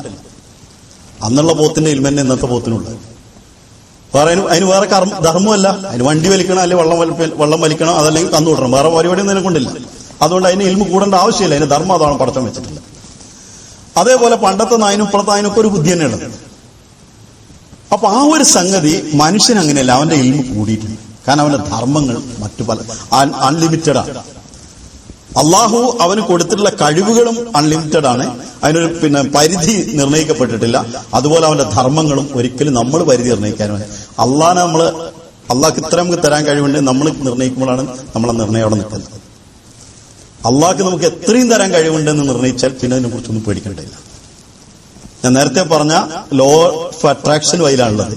നമ്മളെ ചിന്ത അങ്ങനെയാണെങ്കിൽ ആ സാധനങ്ങൾ തന്നെ നമ്മളുടെ എനർജിയിലേക്ക് തന്നെ വന്ന് ചെയ്യും. ഇതില് ഈ ലിമിറ്റ് ചെയ്തുകൊണ്ട് നമ്മൾ ഈ കാര്യങ്ങൾ മുമ്പോട്ട് നീങ്ങുമ്പോഴേ നമ്മുടെ ജീവിതം ലിമിറ്റായിട്ട് നമ്മൾ അധികം ഒന്നും ആലോചിക്കേണ്ട. ഇപ്പൊ ഞാൻ ആദ്യം എന്താ ലിമിറ്റ് ചെയ്ത് വെച്ച അതിലപ്പുള്ളത് അത് ആരാണെങ്കിലും ഞാനിപ്പോ ഇന്നതേ ആവാൻ പറ്റുള്ളൂ, നമ്മളൊരു കണക്കൂട്ടി അവിടെ വെച്ച് നമ്മൾ നിൽക്കുകയാണ്. അതിന്റെ അപ്പുറം ആകാൻ പറ്റുമെന്ന് നമ്മൾ ആലോചിച്ചിട്ടില്ല, നമ്മളവിടെ പോയിട്ടില്ല. ഈ ഒരു കാര്യത്തില് നമ്മൾ തിന്മകളിൽ നിന്ന് മാറുന്ന കാര്യത്തിലും ലിമിറ്റ് ചെയ്ത് വരും. അത് അവിടെ തന്നെ നിൽക്കും എന്ന് വിചാരിക്കാതെ മുഹമ്മദ് മുസ്തഫ സല്ലല്ലാഹു അലൈഹി വസല്ലമയിൽ വിശ്വസിക്കുന്ന വിശ്വാസത്തിന്റെ ബലത്തിൽ അത് ഉറപ്പാണെന്ന് വിശ്വസിച്ച് കഴിയുമ്പോൾ നമ്മളെ എനർജിയും കൂടും, നമുക്ക് കർമ്മങ്ങളിലുള്ള പ്രവർത്തനത്തിന്റെ ശക്തി കൂടും. അതല്ലെങ്കിൽ വിശ്വാസം അല്ലെങ്കിലോ എനർജി കിട്ടുന്നില്ല, നിസ്കരിക്കുമ്പോൾ ക്ഷീണാവും, അതല്ലെങ്കിൽ നോമ്പൊക്കെ അത് പറ്റുമോ പറ്റുന്ന പ്രശ്നമാണ്. കാരണം ചിന്ത പറയാണ്, റസൂലുള്ളാഹിൽ വിശ്വാസമല്ലല്ലോ. അപ്പൊ അവന് നോമ്പ് പറ്റ അസുഖം ഉണ്ടാവോ, മറ്റു പ്രശ്നം ഉണ്ടാവോ, അതുണ്ടാവോ, തലയിട്ടുന്നൊക്കെ തോന്നും. പക്ഷെ വെറുതെ പട്ടിണി നടക്കുമ്പോൾ അങ്ങനെ ഒരു തോന്നലേ നമുക്കില്ല. നമ്മളെ ആവശ്യത്തിന് നമ്മൾ പട്ടിണി നടക്കുമ്പോൾ ഒരിക്കലും തലയിട്ടും തോന്നാറില്ല. ഇപ്പോ ഒരു ഓവർ ടൈം കിട്ടി അന്ന് തലയിട്ടൊന്നും തോന്നില്ല, എങ്ങനെയെങ്കിലും പണിയെടുത്തിട്ട് ബാക്കി തീർക്കണം എന്ന്, അപ്പൊ ഭക്ഷണമൊക്കെ പിന്നെ ആലോചിക്കാന്ന് വിചാരിക്കുള്ളൂ. കാരണം വിശ്വാസം ഉണ്ടാവണം വിശ്വാസത്തില്. മറ്റത് വിശ്വാസം നമുക്കില്ല, അതുകൊണ്ടാണ് അവിടെ സംഭവിക്കുന്നത്. ഈ ഒരു വിശ്വാസത്തിൽ അധിഷ്ഠിതമായിട്ടുള്ള ഒരു കർമ്മ പദ്ധതിയാണ് മുഹമ്മദ് മുസ്തഫ സല്ലല്ലാഹു അലൈഹി വസല്ലം നമുക്ക് നൽകിയിട്ടുള്ളത്. ഞാൻ ഇനി അത് അങ്ങോട്ട് പോയാലും പിന്നെ തിരിച്ചു വരാൻ പറ്റാത്തതുകൊണ്ട് ഞാൻ അവിടെ തന്നെ നിർത്തുകയാണ്. ഇനി മറ്റൊരു സംഗതി, ഈ ഒരു കാര്യം ഞാൻ പറയുമ്പോഴേ അടുത്തത് പാപത്തിന്റെ പരിണിത ഫലങ്ങൾ അഥവാ പ്രകൃതിയിലുള്ള പരിണിത ഫലങ്ങൾ, അതിന്ന് നമുക്ക് മോചനം ഉണ്ടെന്നാണ്. ഇത് ഞാൻ എന്തിനും പറയുന്ന വെച്ചാല്, ഇപ്പൊ നമ്മളിപ്പോ ചില പാവങ്ങൾ ചെയ്തു പോയി, ഇപ്പൊ ഇതൊക്കെ ശരിയാണെങ്കിൽ ഇവിടെ അങ്ങോട്ട് ചെയ്യണം. പക്ഷെ പണ്ടത്തെ കുറെ നമ്മൾ അനുഭവിച്ചിട്ടില്ല. നേരത്തെ ചെയ്തത് രണ്ടാമത് തിരിച്ചു മത്തം കുത്തിയിട്ടിട്ട് കുമ്പളങ്ങ എന്തുകൊണ്ട് ഉണ്ടാകുന്നില്ല ഇപ്പൊ പറഞ്ഞിട്ട് കാര്യമില്ല. കുത്തിയിട്ടത് മത്തനാണെങ്കിൽ ഞാൻ തന്നെ വരുമല്ലോ എന്നുള്ളൊരു വിഷമം നമുക്കുണ്ടാവും. അവിടെ ഖുർആൻ എന്ത് പറയുന്നു, അപ്പൊ പരിണിതികളിൽ നിന്ന് എങ്ങനെ രക്ഷ എന്നുള്ളതിനെ കുറിച്ച് ഖുർആൻ എന്ത് പറയുന്നു, അതിനെയും ഖുർആൻ വളരെ ശക്തിയായിട്ട് പറയുന്നു. അതിനവൻ രക്ഷ ഖുർആൻ എടുത്ത് പറയുന്നു, ഉലായിക ജസാഉഹും അന്ന ലഅനത്തല്ലാഹി വൽ മലായികത്തി വന്നാസി അജ്മഈൻ. തിന്മകളിൽ അതികഠിനമായിട്ട് മുന്നേറിക്കൊണ്ട് തിന്മ മാത്രം ചെയ്തുകൊണ്ട് മുമ്പോട്ട് നീങ്ങുന്ന ഒരു വിഭാഗമാണ്. അവരില് അവസാനം ഏതുവരെ ചെന്നെത്തി എന്നാൽ അള്ളാഹുവിന്റെ ലഅനത്ത് അവരിൽ ഇറങ്ങി. വൽ മലായിക്കത്ത്, മലായിക്കത്തിന്റെ ലാനത്ത് ഇറങ്ങി. വന്നാസി അജ്മഈൻ, സകല മനുഷ്യരുടെയും ലാനത്ത് അവിടെ ഇറങ്ങി. അങ്ങനെ ലാനത്താക്കപ്പെട്ട ചില ആളുകളുണ്ട്. അവർക്ക് കേൾക്കുമ്പോൾ തന്നെ തോന്നുന്നു അവനൊരിക്കലും കഴിച്ചില്ലാവില്ല. ഖാലിദീന ഫീഹ, അതിലവർ തുടർന്നുകൊണ്ടേയിരിക്കും. ആ ലാനത്തും തുടർന്നുകൊണ്ടിരിക്കും, അവരുടെ കർമ്മങ്ങളും തുടർന്നുകൊണ്ടേയിരിക്കും. ലാ യുഖഫഫു അൻഹുമുൽ അദാബ്, അവർക്കൊരു വിധത്തിൽ അവരിൽ നിന്ന് ഒരിക്കലും അദാബിനെ ലഘൂകരിക്കപ്പെടുകയില്ല, ശിക്ഷയെ ലഘൂകരിക്കപ്പെടുകയില്ല, ശിക്ഷ അവർക്ക് ലഘൂകരിക്കപ്പെടുന്നില്ല. വലാഹും യുൻദറൂൻ, അവരൊരു തരത്തിലുള്ള അവധിയും നൽകപ്പെടുകയും ചെയ്യില്ല. അപ്പൊ അവർ ശിക്ഷയ്ക്ക് വിധേയർ തന്നെയാണ്. അപ്പം പരിണിത ഫലങ്ങൾ അനുഭവിക്കും എന്ന അവസ്ഥയിലെത്തുന്നു. അതിനുശേഷം അള്ളാഹു പറയാണ്, ഇല്ലല്ലദീന താബു മിൻ ബഅദി ദാലിക വഅസ്ലഹു ഫഇന്നല്ലാഹ ഗഫൂറുർ റഹീം. എന്നാൽ ഒരു വിഭാഗം എന്ന് ഒഴിവാണ്. ഈ കൂട്ടത്തിൽ നിന്ന്, ഈ പറഞ്ഞ കൂട്ടത്തിൽ ഒരു വിഭാഗം ഒഴിവാണ് തൗബ ചെയ്തവർ. വഅസ്ലഹു, അവർ ഇസ്ലാഹ് ചെയ്തവർ, ഫസാദിനെ ജീവിതത്തിൽ നിന്ന് അകറ്റിയവർ. ഫഇന്നല്ലാഹ ഗഫൂറുർ റഹീം, നിശ്ചയം അല്ലാഹു ഗഫൂറുൻ റഹീമാണ്. ഗഫൂർ എന്നുള്ളതിന് മുസ്ലിമത് കൊടുത്തൊരു പദത്തിന്റെ അർത്ഥം അത് വീണ്ടും വീണ്ടും പൊറുക്കുന്നവനാണ്. അതായത് പാപം ചെയ്യുന്നതിന് വേണ്ടിയാണ്, ചെയ്യുന്നവന് വേണ്ടിയാണ് അള്ളാന്റെ സിഫത്തുള്ള, അല്ലെങ്കിൽ അതിന്റെ ആവശ്യമില്ലല്ലോ. അപ്പൊ അള്ളാന്റെ ഒരു സിഫത്തിനെ തന്നെ അള്ളാഹ് നേരത്തെ ഒഴിഞ്ഞു വെച്ചിരിക്കുന്നത് പാപം ചെയ്യുന്നവന് വീണ്ടും വീണ്ടും പുറത്തു കൊടുക്കാനാണ്. മസീദ് 1000 വട്ടം പാപം ചെയ്തവനോടും 1000 വട്ടവും പൊറുക്കാൻ അള്ളാഹ്ക്ക് കഴിവുണ്ട് എന്ന് ഈ സിഫത്ത് നിന്ന് മനസ്സിലാവും. പിന്നെ ആർക്കാണ് അതിന്റെ അതാന്നുള്ളത് നമ്മളാണ് മനസ്സിലാക്കുന്നത്. പക്ഷെ അള്ളാഹ്ക്ക് ആ സിഫത്ത് ഉണ്ട്. 1000 വട്ടല്ല 10000 വട്ടം അള്ളാഹ് ഉള്ളിടത്തോളം കാലം പൊറുക്കും. പിന്നെ അള്ളല്ലാത്ത കാലമല്ലല്ലോ, നമ്മളുള്ള കാലം വരെ പൊറുക്കും. കാരണം അള്ളാഹുള്ള കാലമൊക്കെ നമ്മളുണ്ട്. അപ്പൊ പൊറുക്കുക എന്നുള്ളത് ഒരിക്കലും ആ സിഫത്ത് ഇല്ലാതെ, അവൻ ഒരു സിഫത്ത് അള്ളാന്റെ ഇല്ലാതായാൽ അള്ളാന്റെ എല്ലാ സിഫത്തും ഇല്ലാതാവും എന്നതിന് തെളിവാണ് ലോജിക്ക്. പിന്നെ ഒരു സാധനം ഈ ബോഡിയത്തിന്റെ ഒരു ഭാഗം നശിക്കുമെങ്കിൽ ബാക്കി ഭാഗം നശിക്കുന്നതിന് തെളിവാണ്. ഒരു ഭാഗം നശിക്കാതെ ഇങ്ങനെ നിൽക്കുന്നുവെങ്കിൽ പിന്നെ അതൊന്നും നശിക്കില്ല എന്നുള്ള ഉറപ്പാണ്. അപ്പോ ഹാലിക്കാകുന്ന നശിക്കുന്ന സാധനം ഒരു ഭാഗം നശിച്ചാൽ കംപ്ലീറ്റ് നശിക്കും എന്നതുപോലെ അള്ളാന്റെ ഗഫൂർ എന്ന സിഫത്ത് നശിക്കാത്തതുകൊണ്ട്, അള്ളാഹ് നശിക്കാത്തവനല്ലാത്തതുകൊണ്ട് അള്ളാന്റെ ആ സിഫത്ത് നശിക്കില്ല. അള്ളാഹുള്ള കാലത്തോളം നമ്മളുള്ളത്, പിന്നെ നമ്മളുള്ള കാലത്തോളം അള്ളാഹ് ഉള്ളതുകൊണ്ട് നമുക്ക് പേടിക്കേണ്ട ആവശ്യമില്ല. അള്ളാഹ് ഏത് സമയത്തും പൊറുക്കാൻ കഴിവുള്ളവനാണ്. ഗഫൂറും റഹീമും, അവൻ അതേപോലെ കരുണ ചെയ്യും. ആരോട്? ഏറ്റവും മേലുള്ള അള്ളാന്റെ ലാനത്തും മലക്കുകളുടെ ലാനത്തും ജനങ്ങളെ മുഴുവൻ ലാനത്തും വാങ്ങിയിട്ടുള്ള ആളുകളോട് വരെ അള്ളാഹു ഈ വിധത്തിൽ പെരുമാറും. വീണ്ടും വീണ്ടും കരുണ ചെയ്യുന്ന നിലയിലും വീണ്ടും വീണ്ടും പൊറുക്കും ചെയ്യുന്ന നിലയിൽ പെരുമാറും. അവർ തൗബ ചെയ്യുകയും ഇസ്ലാഹ് ചെയ്യുകയും ചെയ്യുകയാണെങ്കിൽ എന്ന് പറഞ്ഞു. ഇസ്ലാഹ് എന്ന് പറഞ്ഞ വാക്കിനൊരർത്ഥം അതുകൊണ്ട് പറഞ്ഞു മുമ്പോട്ട് പോയാൽ മനസ്സിലാവും.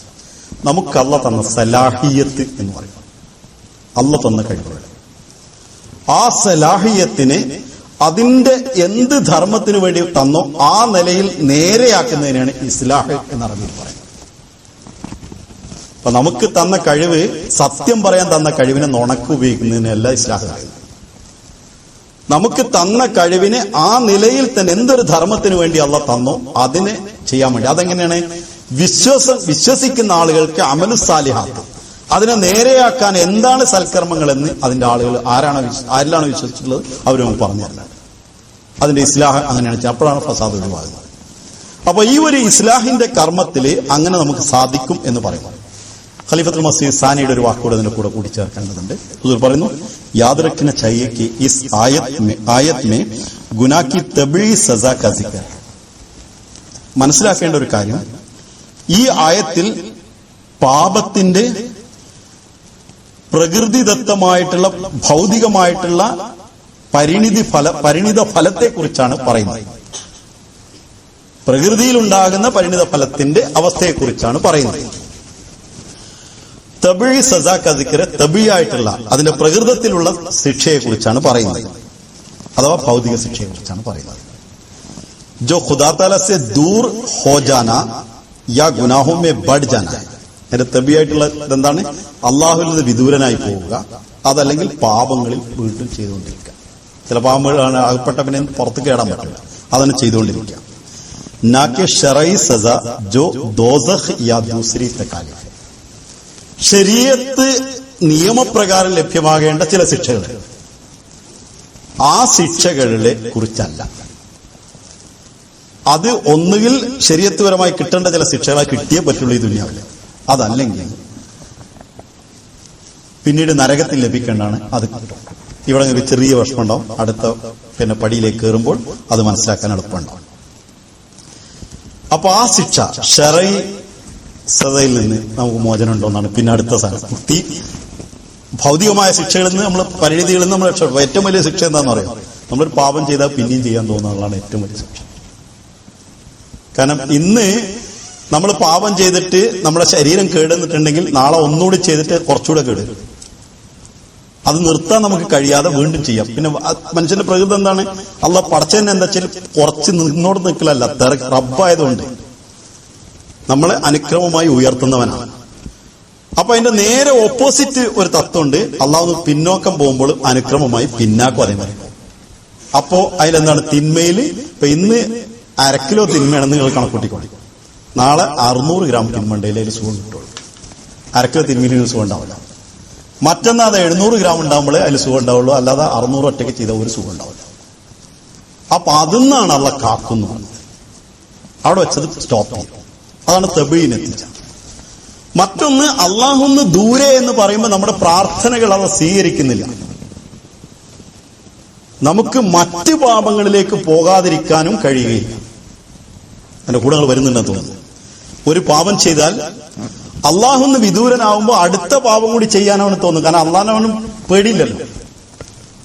നമ്മൾ പേടിയുള്ള ആളടുത്ത് ഇരിക്കുമ്പോഴാണല്ലോ നമുക്ക് അയാൾക്ക് ഇഷ്ടമുള്ളത് ചെയ്യാതിരിക്കാൻ പറ്റും. അയാൾക്ക് കുറച്ചാൾ പോയിട്ടുണ്ടെങ്കിൽ കുട്ടികളൊക്കാനല്ലോ, പിന്നെ ഉസ്താദ് പോയാൽ പിന്നെ കളിയോടെ. അപ്പൊ ആ ഒരു നിലയിൽ ഒരു പാപത്തിൽ നിൽക്കൂല പാപം. അള്ളാഹുന്ന് വിദൂരനാവും ഒരു പാപം ചെയ്യുമ്പോൾ. അപ്പോ അടുത്ത പാപം കൂടി ചെയ്യാൻ തുടങ്ങും. അതും അള്ളാഹു തബീനെത്തിക്കണം. അതിന്റെ പ്രകൃതിദത്തമായിട്ടുള്ള പരിണിതിയാണ്. അത് രണ്ടെന്നും അള്ളാഹ് കാക്കാം. പക്ഷെ നമ്മൾ ചെയ്ത ചില പാപങ്ങൾ ശരീഅത്തിനെ ധിക്കരിച്ചുകൊണ്ട് ചെയ്ത പാപങ്ങളുണ്ടാവും. കോടപണി എന്ന് പറഞ്ഞത്. അതിന് നരകത്തിൽ ശിക്ഷയിൽ നിന്ന് രക്ഷപ്പെടുന്നത് എങ്ങനെ, ഈ ലോകത്തെ ശിക്ഷയിൽ നിന്ന് രക്ഷപ്പെടുന്നത് എങ്ങനെ എന്നുള്ളതിനെ കുറിച്ചാണ് അടുത്ത ഇത് പറയുന്നത്. ഞാനിത് പറയാതെ പോലെ രണ്ടുകൂടി നിങ്ങൾക്ക് കൺഫ്യൂഷൻ ഉണ്ടാവണം. ഖുർആൻ പറയുന്നു, ഖുൽ യാ ഇബാദിയല്ലദീന അസ്റഫൂ അലാ അൻഫുസിഹിം ലാ തഖ്നതൂ മിർ റഹ്മത്തില്ലാഹ് ഇന്നല്ലാഹ യഗ്ഫിറുദ്ദുനൂബ ജമീഅ ഇന്നഹു ഹുവൽ ഗഫൂറുർ റഹീം. നീ പറയുക, എന്റെ ദാസൻ, തങ്ങളുടെ നഫ്സിനോട് അധർമ്മം പ്രവർത്തിച്ചവരായ എന്റെ ദാസൻ, ലാ തഖ്നതൂ മിർ റഹ്മത്തില്ല, അള്ളാഹുവിന്റെ റഹ്മത്തിൽ നിന്ന് ഒരിക്കലും ഹതാശരാകേണ്ടതില്ല. റഹ്മത്ത് എന്ന് പറയുന്നത് 3 വിധത്തിലാണ് ഖുർആൻ വിവരിച്ചിട്ടുള്ളത്. അതിലൊന്ന് നമ്മളൊന്നും ചെയ്യാതെ അള്ളാഹു തന്നിട്ടുള്ളത്. ഉമ്മാന്റെ ഗർഭാശയത്തിന് റിഹം എന്നാണ് പറയുന്നത്. അത് നമ്മളൊന്നും ചെയ്തിട്ടല്ല, നമ്മൾ ഉണ്ടാകുന്നതിന് മുമ്പാണ് നമുക്ക് സൗകര്യം ചെയ്തതെന്നാണ്.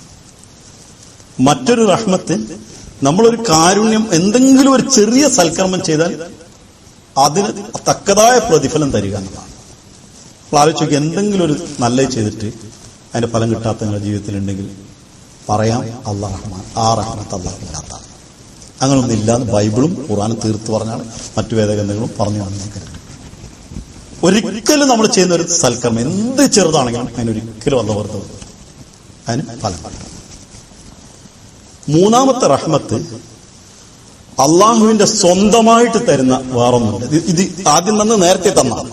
പിന്നീട് ഒരാള് അള്ളാഹുവിന്റെ റഹ്മത്തിനെ വില കൊടുക്കുമ്പോൾ,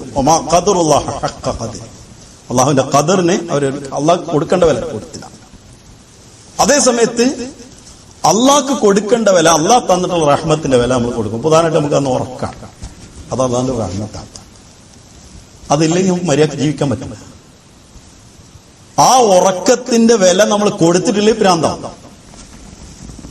അതേ സമയത്ത് ആ ഉറക്കത്തിന്റെ വില കൊടുക്കുമ്പോൾ നാളെയും വർക്ക് ചെയ്യാനുള്ള ഉത്സാഹത്തോടെ നമുക്ക് എണീക്കാൻ കഴിയും. ആ ഒരു റഹ്മത്തിന് കൊടുക്കുമ്പോൾ അതിന് കൊടുക്കുന്ന ഉടനെ കിട്ടുന്നതല്ലാതെ അള്ളാഹു അതിന്റെ മുകളിൽ വീണ്ടും വീണ്ടും കരുണ കൊടുക്കുന്നതിനെയാണ് വേറെ റഹ്മത്തായിട്ട് ഖുർആൻ പരിചയപ്പെടുത്തി. ഞാൻ വിശദീകരിച്ച് പോകാൻ ഓർത്തില്ല. മസീഹ് അലൈഹി സ്വലാത്തു വസ്സലാമിനെ കുറിച്ച് വിശദമായിട്ട് പറയുന്നുണ്ട്. അപ്പൊ ആ റഹ്മത്തിൽ നിന്ന് ഒരിക്കലും നിങ്ങൾ ഹതാശരാവരുത്. അള്ളാന്റെ റഹ്മത്ത് ഇങ്ങനെ പല വിധത്തിൽ നമ്മളിലേക്ക് വരുന്ന അള്ളാന്റെ റഹ്മത്തിൽ നിന്ന് ഒരിക്കലും ഹതാശരാകേണ്ടതില്ല. ഇന്നല്ലാഹ നിശ്ചയമല്ല യഗ്ഫിറു ദുനൂബ പൊറുക്കുന്നു പാപങ്ങളെ ജമിഅൻ സർവ്വതും ഇന്നഹു നിശ്ചയം എന്തുകൊണ്ടെന്നാൽ അവൻ നിശ്ചയം ഹുവൽ ഗഫൂർ റഹീം അവൻ. അത് അറബി ഭാഷയുടെ ശൈലി അനുസരിച്ച്, എന്റെ ബലാഗത്തിന്റെ ശൈലി അനുസരിച്ച് ഇതിനേക്കാൾ ശക്തിയായിട്ട് ഇതിന് പറയാൻ പറ്റും. ഇന്നഹു നിശ്ചയം അവൻ, ഹുവ അവൻ, അൽ ഗഫൂർ റഹീം അവൻ തന്നെയാണ് ഗഫൂർ റഹീം. എല്ലാ ഗഫൂറിനേക്കാളും വലിയ ഗഫൂർ ആയതുകൊണ്ട് അല്ല ഉപയോഗിച്ചു. എല്ലാ വിധത്തിലും പൊറുക്കുന്നവനായതുകൊണ്ട് അതിനെ മുഴുവൻ ഉൾപ്പെടുത്തിക്കൊണ്ട് ഇനി അതിന്റെ അപ്പുറം പൊറുക്കാനായിട്ടില്ലാത്ത ഒന്നുമില്ല, എല്ലായിലുണ്ട്. അപ്പോ ഇന്നഹു ഹുവൽ ഗഫൂർ റഹീം, അതേ നിശ്ചയം അവൻ തന്നെയാണ് എല്ലാം പൊറുക്കുന്നവൻ. ജമിയാൻ വീണ്ടും പറയണ എല്ലാറ്റിനും. അതാണ് ഞാൻ പറഞ്ഞ അറബി ഭാഷയുടെ ഫസാദ് അനുസരിച്ച് ഇതിനേക്കാൾ കൂടുതൽ ശക്തിയായിട്ട് പറയാൻ പറ്റില്ല. പാപമൊന്നും സാധനമിൽ ബാക്കിയില്ലാത്ത അങ്ങനെ പുറത്തു കളയുന്നവനാണ്. പറയുന്നു അവൻ ഗഫൂറാണ്, പൊറുക്കുന്നവനാണ്. റഹീമൻ വീണ്ടും വീണ്ടും കരുണ ചെയ്യുന്നവനുമാണ്. സയ്യിദന മസീഹ് അലൈഹി സ്വലാത്തു വസ്സലാമിന്റെ ബറാഹിൻ അഹമ്മദ് 2-ാം വാള്യത്തിൽ ഈ ഗഫൂർ റഹീമിനെ കുറിച്ചിട്ട് വിശദീകരണമുണ്ട്. അവിടെ മസീഹ് അലൈഹി സ്വലാത്തു വസ്സലാം എടുത്തു പറയുന്നത് മനുഷ്യന്റെ 3 തരത്തിലുള്ള മനുഷ്യരുണ്ട്. അതിലൊന്ന് പ്രവാചകന്മാരെ പോലെ നിഷ്പാപികളായിട്ടുള്ള, ഒരിക്കലും പാപം ചെയ്യാൻ കഴിയുന്ന പ്രകൃതമേ ഇല്ലാത്തവരാണ്. രണ്ടാമത്തെ വിഭാഗം ചിലപ്പോൾ പാപവും ചിലപ്പോൾ നന്മയും ചെയ്യും.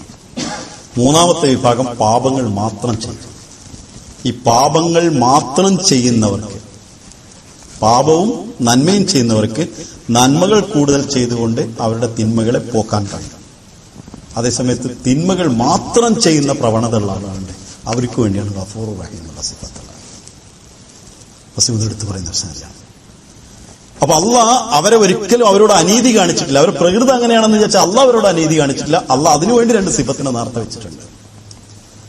അപ്പൊ ആ ഒരു കാര്യത്തെക്കുറിച്ച് ഒരിക്കലും ഒരാൾക്കും വ്യാകുലപ്പെടേണ്ട ആവശ്യമില്ല. അത് അള്ളാഹുവിന്റെ മഹ്ശറയിലുള്ള ശിക്ഷയാണെങ്കിൽ ആ സമയത്ത് അള്ളാഹു അതിനെക്കുറിച്ച് ഒരുപാട് ഹദീസുകൾ കാണുന്നതാണ്. നായന് വെള്ളം കോരി കൊടുത്ത പെണ്ണ് രക്ഷപ്പെടുന്നതും, പേനയിൽ തുമ്പിൽ വരുന്ന മഷിത്തുള്ളിയിൽ നിന്ന് ഈച്ച മഷി കുടിച്ചതിന്റെ പേരിൽ അതിന് വെള്ളം കുടിക്കട്ടെ എന്നുള്ള നെയ്യത്തുകൊണ്ട് രക്ഷപ്പെട്ടതും, അതേപോലെ തന്നെ ചെറിയ ചെറിയ നന്മകൾ, മാതാവിന് എന്തോ വിധത്തിലുള്ള ഒരു നന്മ ചെയ്തതിന് പാല് കറന്നു കൊടുത്തതിന് രക്ഷപ്പെടുത്തിയതും, മാതാപിതാക്കൾക്ക്, വയസ്സായ മാതാപിതാക്കൾക്ക് താൻ ആട്ടിടയനായ ഒരുത്തൻ പാല് കറന്നു കൊടുത്തതിന് അവന് പാപങ്ങൾ പൊറുത്തതും, ഇങ്ങനെ 100 കണക്കിന് ഹദീസുകളിൽ ദൃഷ്ടാന്തങ്ങളുണ്ട്. മുഹമ്മദ് മുസ്തഫ സല്ലല്ലാഹു അലൈഹി വസല്ലം ആ രംഗം കണ്ടുകൊണ്ടാണ് നമ്മൾ വിശദീകരിച്ചത് എന്ന് ആ ഹദീസുകൾ വായിക്കുന്നവർക്ക് മനസ്സിലാവും. അത് അള്ളാഹിന്റെ മഗ്ഫിറത്തിന്റെ സിഫത്ത് വെളിപ്പെടാനുള്ള ഒരു പ്രത്യേക സമയം തന്നെ മഹ്ശറിലുണ്ട്. ആ ദിവസങ്ങളിൽ, ദിവസമൊന്നും അതിന് പറയാൻ പറ്റൂല, ആ ഘട്ടങ്ങളിൽ എന്ന് പറയാം. കാരണം ദിവസം നമ്മളവിടെ സൂര്യൻ ചന്ദ്രനുള്ള അല്ല. ആ ഘട്ടങ്ങളിൽ മനുഷ്യന്റെ ചെറിയ ചെറിയ ഈ തൗബ ചെയ്യുകയും അള്ളാഹിനോട് റഹ്മത്തിനെ കുറിച്ച് ഹതാശരാവാതിരിക്കുകയും ചെയ്യുന്ന ആളുകളെ. ഒരാളെ കുറിച്ച് പറഞ്ഞത്, അയാൾ മരിച്ചപ്പോഴേ മക്കളോട് പറഞ്ഞു എന്റെ മുഴുവൻ ശരീരം വെട്ടി നുറുക്കിയിട്ട് കത്തിച്ച് കളഞ്ഞ് പല സ്ഥലങ്ങളിൽ ഒഴുക്കി കളയാം. അപ്പൊ അള്ളാഹ് അയാളെ പിടിച്ചിട്ട് ചോദിച്ചു, എന്തിനാണ് നീ അങ്ങനെ ചെയ്തതെന്ന് ചോദിച്ചു. യാ അല്ലാഹ്, എന്നെ രണ്ടാമത് പുനരുജ്ജീവിപ്പിച്ചാൽ അതിന് കിട്ടരുത് എന്റെ ശരീരം എന്ന് വിചാരിച്ചിട്ടാണ് ചെയ്തത്. അങ്ങനെ ചെയ്താൽ ഞാൻ ബാക്കി ഉണ്ടാവില്ല എന്ന് എനിക്കറിയാം. ഞാൻ ഒരു തിന്മ മാത്രമേ ചെയ്തിട്ടുള്ളൂ. അപ്പൊ അള്ളാഹ് പറഞ്ഞു, എന്റെ അദാബിനെ കുറിച്ച് ഇത്രയും നിനക്ക് ഭയപ്പാടുണ്ടെങ്കിൽ നിനക്ക് പുറത്തു വന്നിട്ടുണ്ട്. അപ്പൊ അള്ളാന്റെ ആ ഒരു റഹ്മത്തിനെ കുറിച്ച് ഒരിക്കലും ഹതാശരാവാതെ നമ്മൾ ഇസ്ലാം നമ്മെ പഠിപ്പിക്കുന്നു, നിങ്ങൾക്ക് ശുദ്ധരാവാൻ സാധിക്കും. ഇനി എടുക്കാനുള്ളൊരു സ്ഥലം യഥാർത്ഥത്തിലുള്ള നജാത്ത്, യഥാർത്ഥത്തിലുള്ള മുക്തി എന്താണ് എന്നാണ്. ഞാൻ നേരത്തെ കഴിഞ്ഞ ക്ലാസ്സുകളിൽ പറഞ്ഞ കാര്യങ്ങളും ഇപ്പോൾ പറഞ്ഞ കാര്യങ്ങളും എല്ലാം കൂടെ ഒരുമിച്ച് ചേരുമ്പോഴാണ് നമ്മൾക്ക് യഥാർത്ഥത്തിലുള്ള മോക്ഷം ലഭിക്കുന്നത്. ആ മോക്ഷത്തിന് അതിന്റെ ഒരു ഒറ്റ വാക്കിൽ ഖുർആൻ ഒരു സ്ഥലത്ത് എടുത്ത് പറയുന്നുണ്ട്. ഇത്രയും കാര്യങ്ങളൊക്കെ ഓർത്തു വെക്കാൻ പണിയാണ്. ഖുർആൻ പറഞ്ഞു, ഇൻ കുൻതും തുഹിബ്ബൂനല്ലാഹ് ഫത്തബിഊനി യുഹ്ബിബുകുമുല്ലാഹ്. മുസ്ലിം റളിയല്ലാഹു തആല ഇതിനെ കുറിച്ച് വ്യാഖ്യാനിക്കുന്നു, നിങ്ങൾ അള്ളാഹുവിന്റെ മുഹബ്ബത്ത് കാക്ഷിക്കുന്നെങ്കിൽ, അള്ളാഹിന്റെ മഹബൂബായ പിന്നെ മോക്ഷമാണ്, പിന്നെ വേറൊന്നും ബാക്കിയില്ല. മുഹമ്മദ് മുസ്തഫ സല്ലല്ലാഹു അലൈഹി വസല്ലമയെ അനുഗമിക്കുക. റസൂലുള്ളാഹി സ്വല്ലല്ലാഹു അലൈഹി വസല്ലം പറയണ, നീ പ്രഖ്യാപിക്കുക, അള്ളാഹുവിന്റെ മുഹബ്ബത്ത് കാക്ഷിക്കുന്നുവെങ്കിൽ, അള്ളാഹുവിന്റെ സ്നേഹം കാക്ഷിക്കുന്നുവെങ്കിൽ. അതിന് കൂടുതൽ വാക്കുകൂടെ എടുത്തു പറയട്ടെ. മുസ്ലിം അതിന്റെ തന്നെ മറ്റൊരു ബുക്കിനെ അധികരിച്ചുകൊണ്ട്, മുഹബ്ബത്ത്, സ്നേഹം എന്നുള്ളത് നമ്മൾ മലയാളത്തിൽ സ്നേഹം എന്ന് മാത്രം പറഞ്ഞാൽ നിർത്തില്ല. തമിഴിൽ നേശം, പാശം 2 വാക്കുകളുണ്ട്. ഇറേ നേശം എന്ന് പറയും. അതായത് അള്ളാഹുവിനോടുള്ള നമ്മുടെ സ്നേഹത്തെ അള്ളാഹു നമ്മോട് കാണിക്കുന്ന പാശം എന്ന് പറയും. ഇതിന് രണ്ടിനെയും കൂടെ പറയുന്ന പേരാണ് മുഹബ്ബത്ത് എന്നുള്ളത്. അപ്പൊ അള്ളാഹുവിനോട് മാത്രം കാണിക്കുന്ന വുദ്ദുണ്ട് നമുക്ക്. അള്ളാഹ് നമ്മളോട് ഇങ്ങോട്ട് കാണിക്കാതെ അങ്ങോട്ട് കാണിക്കുന്ന ആണ് വൺ വേ പ്രേമം എന്ന് പറയുന്നത്. അങ്ങനെ അങ്ങോട്ട് മാത്രമുള്ള സ്നേഹം, അവിടെ ഇങ്ങോട്ട് സ്നേഹമില്ല. അതേപോലെ തന്നെ വേറെയും പല പദങ്ങളുണ്ട്. ഉൻസുണ്ട്, അങ്ങനെ പല പദങ്ങളുണ്ട്. പക്ഷെ മുഹബ്ബത്ത് എന്നുള്ള പദമാണ് അതിൽ ഏറ്റവും ടോപ്പിലുള്ള പദം അറബിയിൽ പ്രയോഗിക്കുന്നത്. ഖുർആനിൽ 5 പദങ്ങൾ പ്രയോഗിച്ചിട്ടുണ്ട് സ്നേഹത്തിന് വേണ്ടിയിട്ട്. അതിലെ മുഹബ്ബത്ത് എന്ന പദം നമ്മൾ അങ്ങോട്ടും അല്ല ഇങ്ങോട്ടും സ്നേഹിക്കുന്ന അവസ്ഥയിലെത്തുന്നതിനാണ് ഉദ്ദേശിക്കുന്നത്. അപ്പൊ ആ ഒരു സ്നേഹം വേണം. മറ്റു പല ചെറുതായിട്ടൊക്കെ പിൻപറ്റുമ്പോൾ ചിലതൊക്കെ കിട്ടുമായിരിക്കും. പക്ഷെ ആ സ്നേഹം വേണമെങ്കിൽ ഇൻ കുൻതും തുഹിബ്ബൂനല്ലാ, അല്ല നിങ്ങളെയും നിങ്ങൾ അള്ളാഹുവിനെയും സ്നേഹിക്കുന്ന ഒരു അവസ്ഥയിലെത്തും. അത് നിങ്ങൾ ഉദ്ദേശിക്കുന്നുവെങ്കിൽ ഫത്തബിഊനി മുഹമ്മദ് മുസ്തഫ സല്ലല്ലാഹു അലൈഹി വസല്ലം പിൻപറ്റിയാൽ മതി. ഏറ്റവും എളുപ്പമുള്ള സരളമായിട്ടുള്ള മാർഗമാണ്. ഇതൊരു കോംപ്ലിക്കേറ്റഡ് സാധനമല്ല. വളരെ സരളമായിട്ട് നബി തിരുമേനിയുടെ മുഹബ്ബത്തോടുകൂടി മുഹമ്മദ് നബി സല്ലല്ലാഹു അലൈഹി വസല്ലം പിൻപറ്റുന്ന ഒരാൾക്ക് പൂർണ്ണമായിട്ടുള്ള നജാത്ത് ലഭിക്കുന്നു. അല്ലാത്ത നിലയിൽ ബാക്കി നജാത്ത് കിട്ടും. പക്ഷെ നേരത്തെ പറഞ്ഞ ചില സ്ഥലങ്ങളിൽ കിട്ടുള്ളൂ, എല്ലായിടത്തും കിട്ടും. പൂർണ്ണമായിട്ടുള്ള നജാത്ത് കിട്ടണമെങ്കിൽ അവിടെ എത്തേണ്ടതല്ല. ഇനി നജാത്ത് റൂഹാനിയാണോ ജിസ്മാനിയാണോ, ശാരീരികമായിട്ടുള്ള നജാത്താണോ അതോ റൂഹാനിയായിട്ടാണുള്ളതോ എന്നുള്ള ഒരു ചെറിയ തർക്കമുണ്ട്. വളരെ കുഴഞ്ഞൊരു സബ്ജക്റ്റാണ്. ഒരു കുറഞ്ഞ സമയം കൊണ്ട് ഇതിനെ ഞാൻ ഒന്ന് സോൾവ് ചെയ്യാൻ ശ്രമിക്കും. ചിലപ്പോൾ കൺഫ്യൂഷൻ ബാക്കിയുണ്ടാവും. അടുത്ത ക്ലാസ്സിൽ ബാക്കി ഭാഗത്തുനിന്ന് എടുക്കും. അത് ഈ സ്ഥലത്ത് നിന്ന് തന്നെ തുടങ്ങണം. അഥവാ ഞാൻ മറന്നു പോകണേ എന്നോട് സലീം സാറിനോട് പറഞ്ഞ് ഇവിടെ വിട്ടെന്ന് പറഞ്ഞു കൊടുക്കണം. കാരണം ചില സമയത്ത് ക്ലാസ് എടുത്ത് നമ്മൾ 4-5 ക്ലാസ്സുകളിലുണ്ട്, ഏത് ക്ലാസ്സിൽ ഏതാന്നുള്ള ചിലപ്പോൾ കൺഫ്യൂഷനാവും. ഈ ഒരു ചോദ്യം വരുന്നത് മനുഷ്യന് എല്ലാവർക്കും ഉള്ളൊരു മിഥ്യാധാരണ, മതങ്ങൾക്ക് മൊത്തത്തിലുള്ള മതവിശ്വാസികളുടെ മൊത്തധാരണയാണ്. മനുഷ്യന് ഒന്നുണ്ട് ആത്മാവുണ്ട്, ഒന്ന് റൂഹുണ്ട്. ഈ ശരീരം എന്നുള്ളതാണ് ഭൗതികതയിൽ ഉള്ളത് എന്നും റൂഹ് എന്നൊരു സാധനം വേറെ ഉണ്ട്, അതിന് ആത്മീയമായിട്ടുള്ളതാണ്. അപ്പോ പൂർണ്ണമായിട്ടുള്ള നജാത്ത് റൂഹിനാണോ വേണ്ടത് ഈ ശരീരത്തിനാണോ വേണ്ടത് എന്നുള്ള ചോദ്യം വരും. അത് മനുഷ്യനെ കുറിച്ച്, അവന്റെ നജാത്തിനെ കുറിച്ചും അവന്റെ റൂഹിനെ കുറിച്ചും അവന്റെ ശരീരത്തെക്കുറിച്ചും, മനുഷ്യനെ കുറിച്ച് അവന്റെ മോക്ഷത്തെക്കുറിച്ച് അഥവാ അവന്റെ ശരീരത്തെക്കുറിച്ചും അവന്റെ ആത്മാവിനെ കുറിച്ചും ഉള്ളൊരു തെറ്റിദ്ധാരണയിൽ നിന്ന്, ഒരു തെറ്റായ ഡെഫിനിഷൻ നൽകിയതിൽ നിന്ന് ഉടലെടുത്തിട്ടുള്ള ചോദ്യമാണ്. ഇനി അതിന്റെ ശരിയായ വശം എന്താണെന്നുള്ളതാണ്. ഖുർആൻ എടുത്തു പറയുന്ന ഒരു സംഗതി, ഒരിക്കലും റൂഹിന് തനിയെ നിൽക്കാൻ നിർത്തില്ല എന്നല്ല, അള്ളാഹുവിന്റെ തൗഹീദിനെ അള്ളാഹ് സ്ഥാപിക്കുന്നത് തന്നെ ഒരിടത്ത് ഖുർആൻ എടുത്തു പറയുന്നു. വളരെ ശക്തമായിട്ട് അത് പറയുന്നുണ്ട്.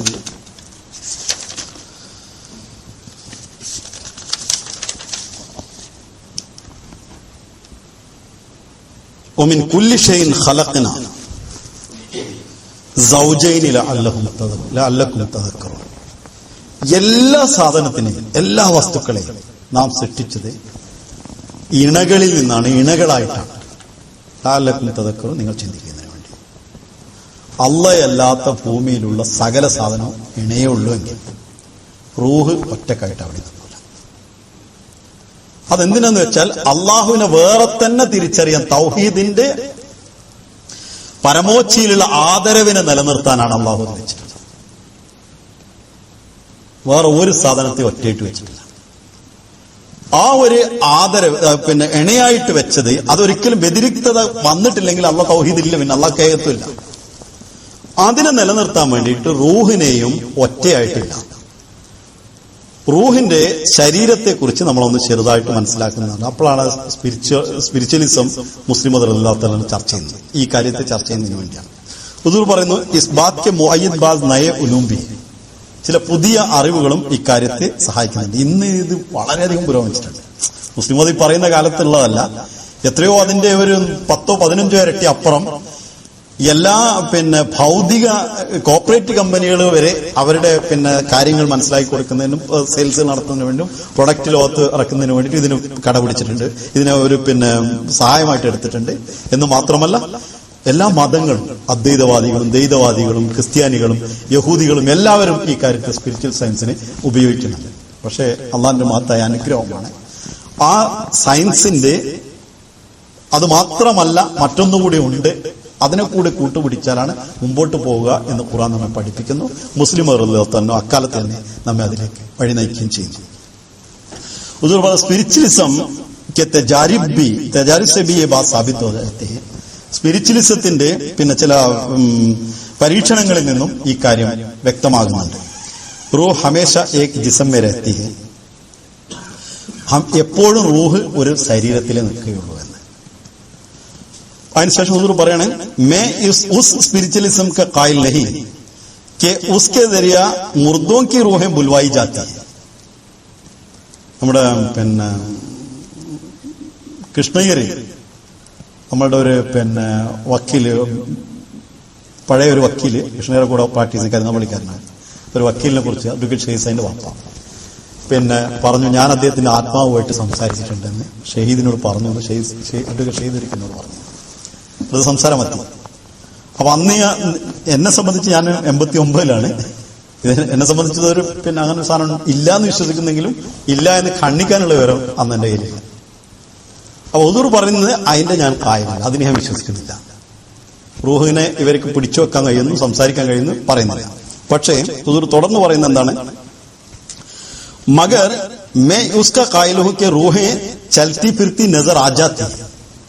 റൂഹിനെ വിളിച്ചുകൊടുന്ന് സംസാരിക്കാൻ പറ്റുന്നല്ല, റൂഹ് നടക്കുന്നതും ചരിക്കുന്നതും റൂഹാനിയായിട്ടുള്ള ആളുകൾക്ക് കാണാൻ സാധിക്കും എന്ന് ഞാൻ വിശ്വസിക്കുന്നു. ഞാൻ കണ്ടിട്ടുണ്ട്.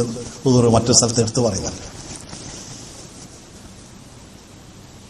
अगले जहां के जिस्म के मुतालिक मालूम ये होता है कि कब्र में रूह इंसानी तरक्की करते करते ऐसा नशनुमा पैदा करेगी कि उसमें से एक आला जौहर पैदा हो जाएगा. അടുത്ത ലോകത്ത് പരലോകത്തുള്ള മനുഷ്യന്റെ ജീവിതത്തിൽ അതിനെക്കുറിച്ച് മനസ്സിലാവുന്നത് എന്തെന്ന് വെച്ചാൽ, ഖബറിൽ വെച്ച് വാക്കൊക്കെ ഞാൻ രണ്ടാമതെടുത്ത് പറയേണ്ടത് അതിലൊക്കെ കുഴപ്പത്തിലാണ്. അതാണ് ഞാൻ പറഞ്ഞ എവിടെയും കൺഫ്യൂഷൻ ഉണ്ട്, പിന്നീട് പറയുന്നത്. ഹുസൂർ ഇത് വളരെ വലിയൊരു സബ്ജക്ട് നേരത്തെ വിവരിച്ചിട്ടുണ്ട്. അതിന്റെ അടിസ്ഥാനത്തിൽ അതിലുള്ള ചില പദങ്ങൾ പ്രയോഗിക്കുന്നുണ്ട്. പക്ഷെ ആ പദം നമ്മൾ ഇന്ന് നിൽക്കുന്ന നമ്മളെ അറിവിനനുസരിച്ച് പറയാതെ ഹുസൂർ നേരത്തെ പറഞ്ഞ കാര്യങ്ങളുടെ അടിസ്ഥാനത്തിൽ ഉപയോഗിക്കാം. അപ്പോഴേ മനസ്സിലാവുള്ളൂ. അതാണ് ഞാൻ കൺഫ്യൂഷൻ ഉണ്ടാവാൻ സാധ്യതയുള്ളതാണ്. അപ്പൊ ഖബറിൽ വെച്ച് ആ ശരീരത്തിന് ഒരു പ്രത്യേക റൂഹിന് ഒരു പ്രത്യേക വളർച്ച ഉണ്ടാവുകയും അതിൽ നിന്നൊരു ശരീരം രൂപാന്തരപ്പെടുകയും ചെയ്യുന്നു എന്ന് മനസ്സിലാവുന്നു. കുറച്ച് ഈ ഭാവം വിശദീകരിക്കാൻ പോയാൽ വെറുതെ കൺഫ്യൂഷനിൽ വിട്ടുപോകുന്നില്ല. നമ്മൾ ചെയ്യുന്ന ഓരോ സൽക്കർമ്മങ്ങൾ, എനിക്ക് തോന്നിയത് വേറെ ക്ലാസ്സിൽ പറഞ്ഞിട്ടുണ്ടെന്നാണ്, നമ്മൾ ചെയ്യുന്ന ഓരോ സൽക്കർമ്മങ്ങൾക്കും നമ്മുടെ ശരീരത്തിന് പോലെ തന്നെ ഒരു റുഹാനിയായ ശരീരത്തിന്റെ നിർമ്മാണമാണ് നടക്കുന്നത്. ഒന്നുകൂടെ പറഞ്ഞാൽ, ഒരു വിളക്ക് കത്തിക്കൊണ്ടിരിക്കുമ്പോൾ അതിന്റെ 4 ഭാഗം ഒരു വട്ടം പോലെ കാണും ദൂരത്ത് നോക്കുമ്പോൾ. അതുപോലെ തന്നെ ഇതങ്ങനെ വട്ടണ്ടെന്നൊന്നും കരുതണ്ട, നമുക്ക് റുഹാനിയായിട്ട്, അതായത് കണ്ണുകൾ കൊണ്ട് കാണാൻ കഴിയാത്ത ഒരു ശരീരം നമ്മുടെ കൂടെ നന്മകൾക്ക് വളർന്നുകൊണ്ടിരിക്കും, നമ്മുടെ ഈ ശരീരത്തിന്റെ കൂടെ തന്നെ.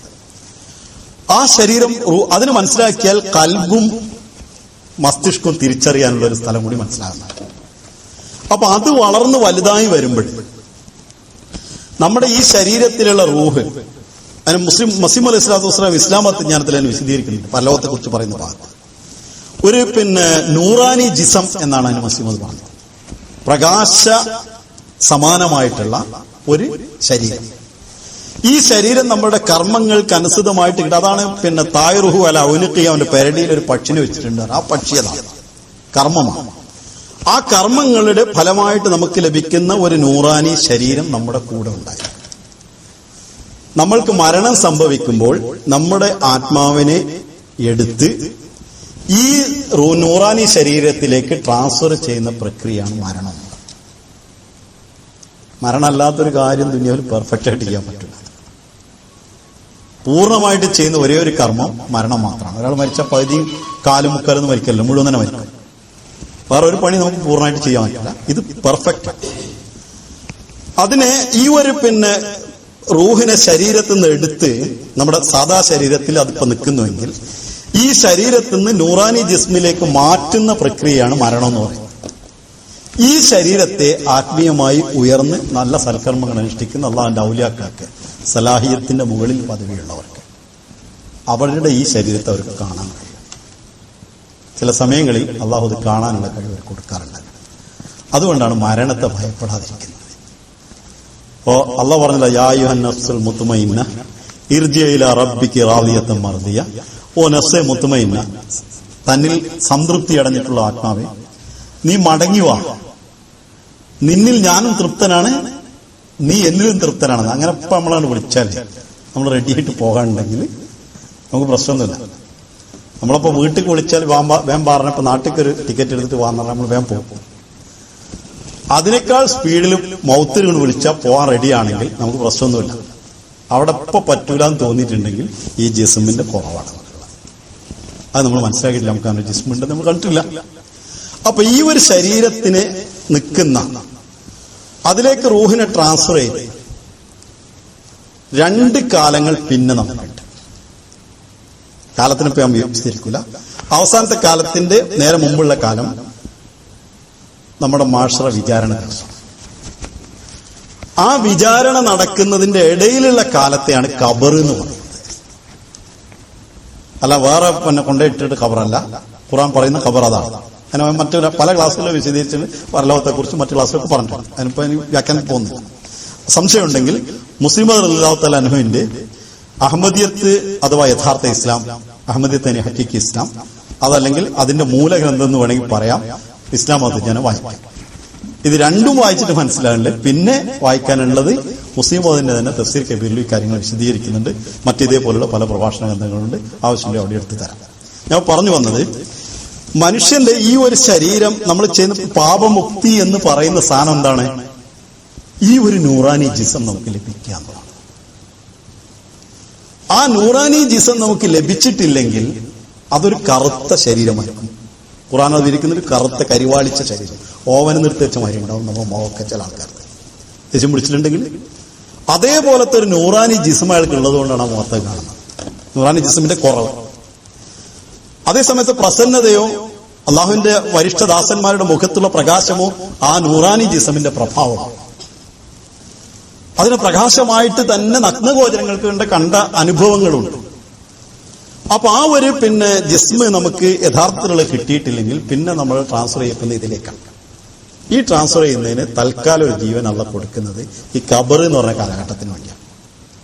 അത് ചത്തതാണ് സാർ. അതാണ് മരിച്ചവരും ജീവിച്ചവരും സമമാവുന്നുണ്ടോ എന്ന് ഖുർആൻ ചോദിച്ച ആയത്തിന്റെ ഒരു അർത്ഥം.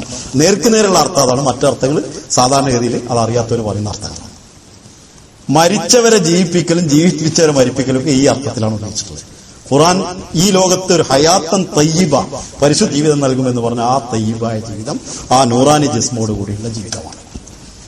ആ ഒരു ശരീരത്തിലേക്ക് നമ്മളെ മാറ്റിവെച്ച നമ്മൾ മോക്ഷത്തിന് അർഹരാണ്. ഈ ലോകത്ത് വെച്ച് ഈ കരിവാളിച്ച ശരീരത്തിലേക്ക് മാറ്റിവെച്ച പിന്നെ അള്ളാഹു എങ്ങനെയാണ് നമ്മൾ പെരുമാറുന്നത് എന്ന് അള്ളാന്റെ സ്വന്തം ഇഷ്ടമാണ്. നമുക്ക് ഇവിടെ വിധി പറയാൻ പറ്റത്തില്ല. അത് അള്ളാന്റെ മാഫിറത്തിന്റെ സമയത്ത് അള്ള എന്ത് നോക്കി വിധി പറയാൻ നമ്മളവിടെ ആരെയും ഏൽപ്പിച്ചിട്ടില്ല. ഒരാൾക്കും സ്വർഗം കിട്ടും നരകം കിട്ടുന്നു ആർക്കും പറയാൻ പറ്റില്ല. എന്തെന്നെ കണ്ടാലും അയാൾക്ക് നരകം കിട്ടുമോ സ്വർഗം കിട്ടുമെന്ന് നമുക്ക് പറയാനുള്ള നിവൃത്തിയില്ല. ആൾക്കാർ അലോട്ട് ചെയ്യുന്നുണ്ട്. കാരണം അവന് അലോട്ട് ചെയ്യുന്ന ഭൂമിയെ പറയണേ. അല്ലെ റിയൽ എസ്റ്റേറ്റ് കള്ളക്കച്ചവടം ചെയ്തിട്ട് വെറുതെ രജിസ്റ്റർ ചെയ്ത് കൊടുക്കലുണ്ട്. കുറെ കഴിയുമ്പോൾ ഭൂമി ഉണ്ടാവില്ല, ആളും ഉണ്ടാവില്ല.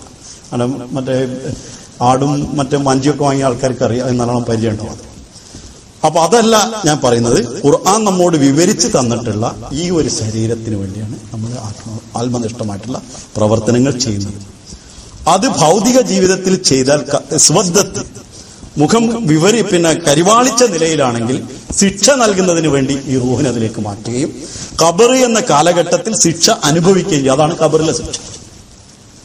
നൂറാനി ജിസ്മാണ് ലഭിക്കുന്നതെങ്കിൽ അവൻ അതിൽ വളർന്നുകൊണ്ടിരിക്കുകയും അള്ളാഹുവിന്റെ വരുന്ന കാലത്തെക്കുറിച്ച് മനസ്സിലാക്കുകയും ചെയ്യും. ഉണ്ണിമലസെ തമാശട്ടി കാര്യം പറഞ്ഞിട്ടുണ്ട്. അത് പെട്ടെന്ന് മനസ്സിലാകുന്നൊരു തമാശ. ബീഡി വലിച്ച എന്തായാലും ഖബറിൽ ചെന്നാൽ നരകത്തിൽ കൊണ്ടിരുന്നു. എന്താ വെച്ചാൽ കത്തിച്ചണമെങ്കിൽ തീ വേണമല്ലോ. അല്ലെ വലിച്ചാത്തവന് വലിക്കുന്ന ഒരാൾക്ക് വലിക്കാതിരിക്കാൻ പറ്റൂല. അപ്പൊ അത് കത്തിക്കണമെങ്കിൽ തീനകട്ട് പോണ്ടേ. അപ്പൊ പറഞ്ഞു വന്നത് മനുഷ്യന്റെ ആത്മാവിന്റെ ആ പ്രവണത ഉണ്ടല്ലോ, അതാണ് ആ കറുത്ത ശരീരത്തിൽ കടന്ന് അനുഭവിക്കാൻ പറ്റാതെ കഷ്ടപ്പെടുക. അള്ള കൊടുക്കുന്ന ജീവനിൽ ഒരിക്കലും ആ തിന്മകൾ പ്രവർത്തിച്ച് അനുഭൂതി കണ്ടെത്താൻ സാധിക്കില്ല. അതിന്റെ വിപരീതമായിട്ടുള്ള ഫലമാണ് അവൻ അനുഭവിക്കുക. അള്ള കൊടുക്കുന്നത് ഈ കറുത്തത് അവന് ജീവിക്കാൻ വേണ്ടി മാത്രം. അതിനൊന്നും അവന് കിട്ടില്ല. അപ്പൊ അവൻ ചെയ്ത തിന്മകളെ കുറിച്ചുള്ള തൃഷ്ണകൾ അവന്റെ റൂഹിനെ ഇട്ട് ഞെളിപിരി കൊള്ളുന്ന അവസ്ഥയാണ് ഖബറിലെ ശിക്ഷ. വാക്കുകളിൽ ഇത്രേ പറയാൻ പറ്റുള്ളൂ, ബാക്കി അനുഭവത്തിലാണ് മനസ്സിലാകേണ്ടത്. അത് ഈ ലോകത്ത് വെച്ച് നമ്മൾ ചിലപ്പോൾ അനുഭവിക്കാൻ, നമ്മുടെ മനസ്സാക്ഷിക്കെതിരായിട്ടുള്ള കാര്യങ്ങളിൽ കൊണ്ടുപോയി കുത്തിവെച്ച് അത് തെറ്റാണെന്ന് മനസ്സിലായിട്ടും അത് തന്നെ നിൽക്കേണ്ടി വരുന്ന ദുർഗതി ഉണ്ടാവും, ഞെളിപിരി കൊള്ളുന്ന അവസ്ഥ. ഇത് ഈ ലോകത്ത് തന്നെ ഖബറായി മാറും. അപ്പൊ ആ ഒരു നിലയിലുള്ള ഇതിൽ നിന്നുള്ള പൂർണ്ണമായിട്ടുള്ള മോചനത്തെയാണ്, അതായത് പിന്നെ റൂഹിന് കിട്ടുന്ന ജിസം എവിടെ കിട്ടിയാൽ, ഇപ്പൊ കിട്ടിയ ജിസമിൽ ആ നൂറാനി ജിസ്മ ഉണ്ടായിരിക്കുക. അതിനുശേഷം ട്രാൻസ്ഫർ ചെയ്യപ്പെടുന്ന ആ നൂറാനി ജിസ്മിന് പൂർണ്ണമായിട്ടും അതിന്റെ നൂറിനെ അത്മിം ലനാ നൂറന എന്ന് ഖുർആൻ ദുആ പഠിപ്പിക്കുന്നു. ഞങ്ങളെ നൂറിനെ നീ വർദ്ധിപ്പിച്ചു തരണേ എന്ന് ദുആ ചെയ്തു. ആ നൂറ് വർദ്ധിച്ചുകൊണ്ട് മറ്റൊരവസ്ഥയിലേക്ക് പോവുക. ഇതാണ് മോക്ഷത്തിന്റെ പരാമർശം, മോക്ഷത്തിന്റെ നിർവചനം. ഇനി മോക്ഷം കിട്ടിയത് നമുക്കിപ്പോ ഈ ലോകത്ത് തിരിച്ചറിയാൻ പറ്റുമോ? കിട്ടുന്ന വഴിയിലാണോ നമ്മൾ സഞ്ചരിക്കുന്നത് എന്ന് നമുക്ക് അളന്നു നോക്കാൻ പറ്റുമോ? അതോ കിട്ടാത്ത വഴിയിലാണോ നമ്മൾ സഞ്ചരിക്കുന്നത് എന്ന് നമുക്ക് അളന്നു നോക്കാൻ പറ്റുമോ? ഇവിടെ കിട്ടാത്തത് നമുക്ക് തിരിച്ചറിയാൻ പറ്റും. അങ്ങനെ 4 സബ്ജക്റ്റുകൾ, 2ആണുള്ളത്, അതിന് 2 വശങ്ങൾ. ഇത് ഇൻഷാ അല്ലാഹ് അടുത്ത ക്ലാസ്സിൽ പറഞ്ഞു. അള്ളാഹു നമുക്ക് എന്തൊരു ലക്ഷ്യത്തിന് വേണ്ടി അള്ളാഹ് സൃഷ്ടിച്ചു, എന്ത് കഴിവുകൾ അള്ളാഹു നമുക്ക് നൽകി, ആ കഴിവുകൾ മുഴുവനും ആ ലക്ഷ്യത്തിൽ അള്ളാഹുവിന്റെ ഗൈർ മഹദൂദായിട്ടുള്ള അപരിമിതമായിട്ടുള്ള അള്ളാഹുവിന്റെ ശക്തികളെ അതിന് വില നമ്മൾ കണക്കാക്കാതെ അള്ളാഹ്ക്കുള്ള വില അതേപോലെ തന്നെ നിർത്തിക്കൊണ്ട് ആ കഴിവുകളെ ആർജിക്കുവാനും അതനുസരിച്ച് പ്രവർത്തിക്കാനുള്ള സൗഭാഗ്യം തന്നുമാറാകട്ടെ. ആമീൻ.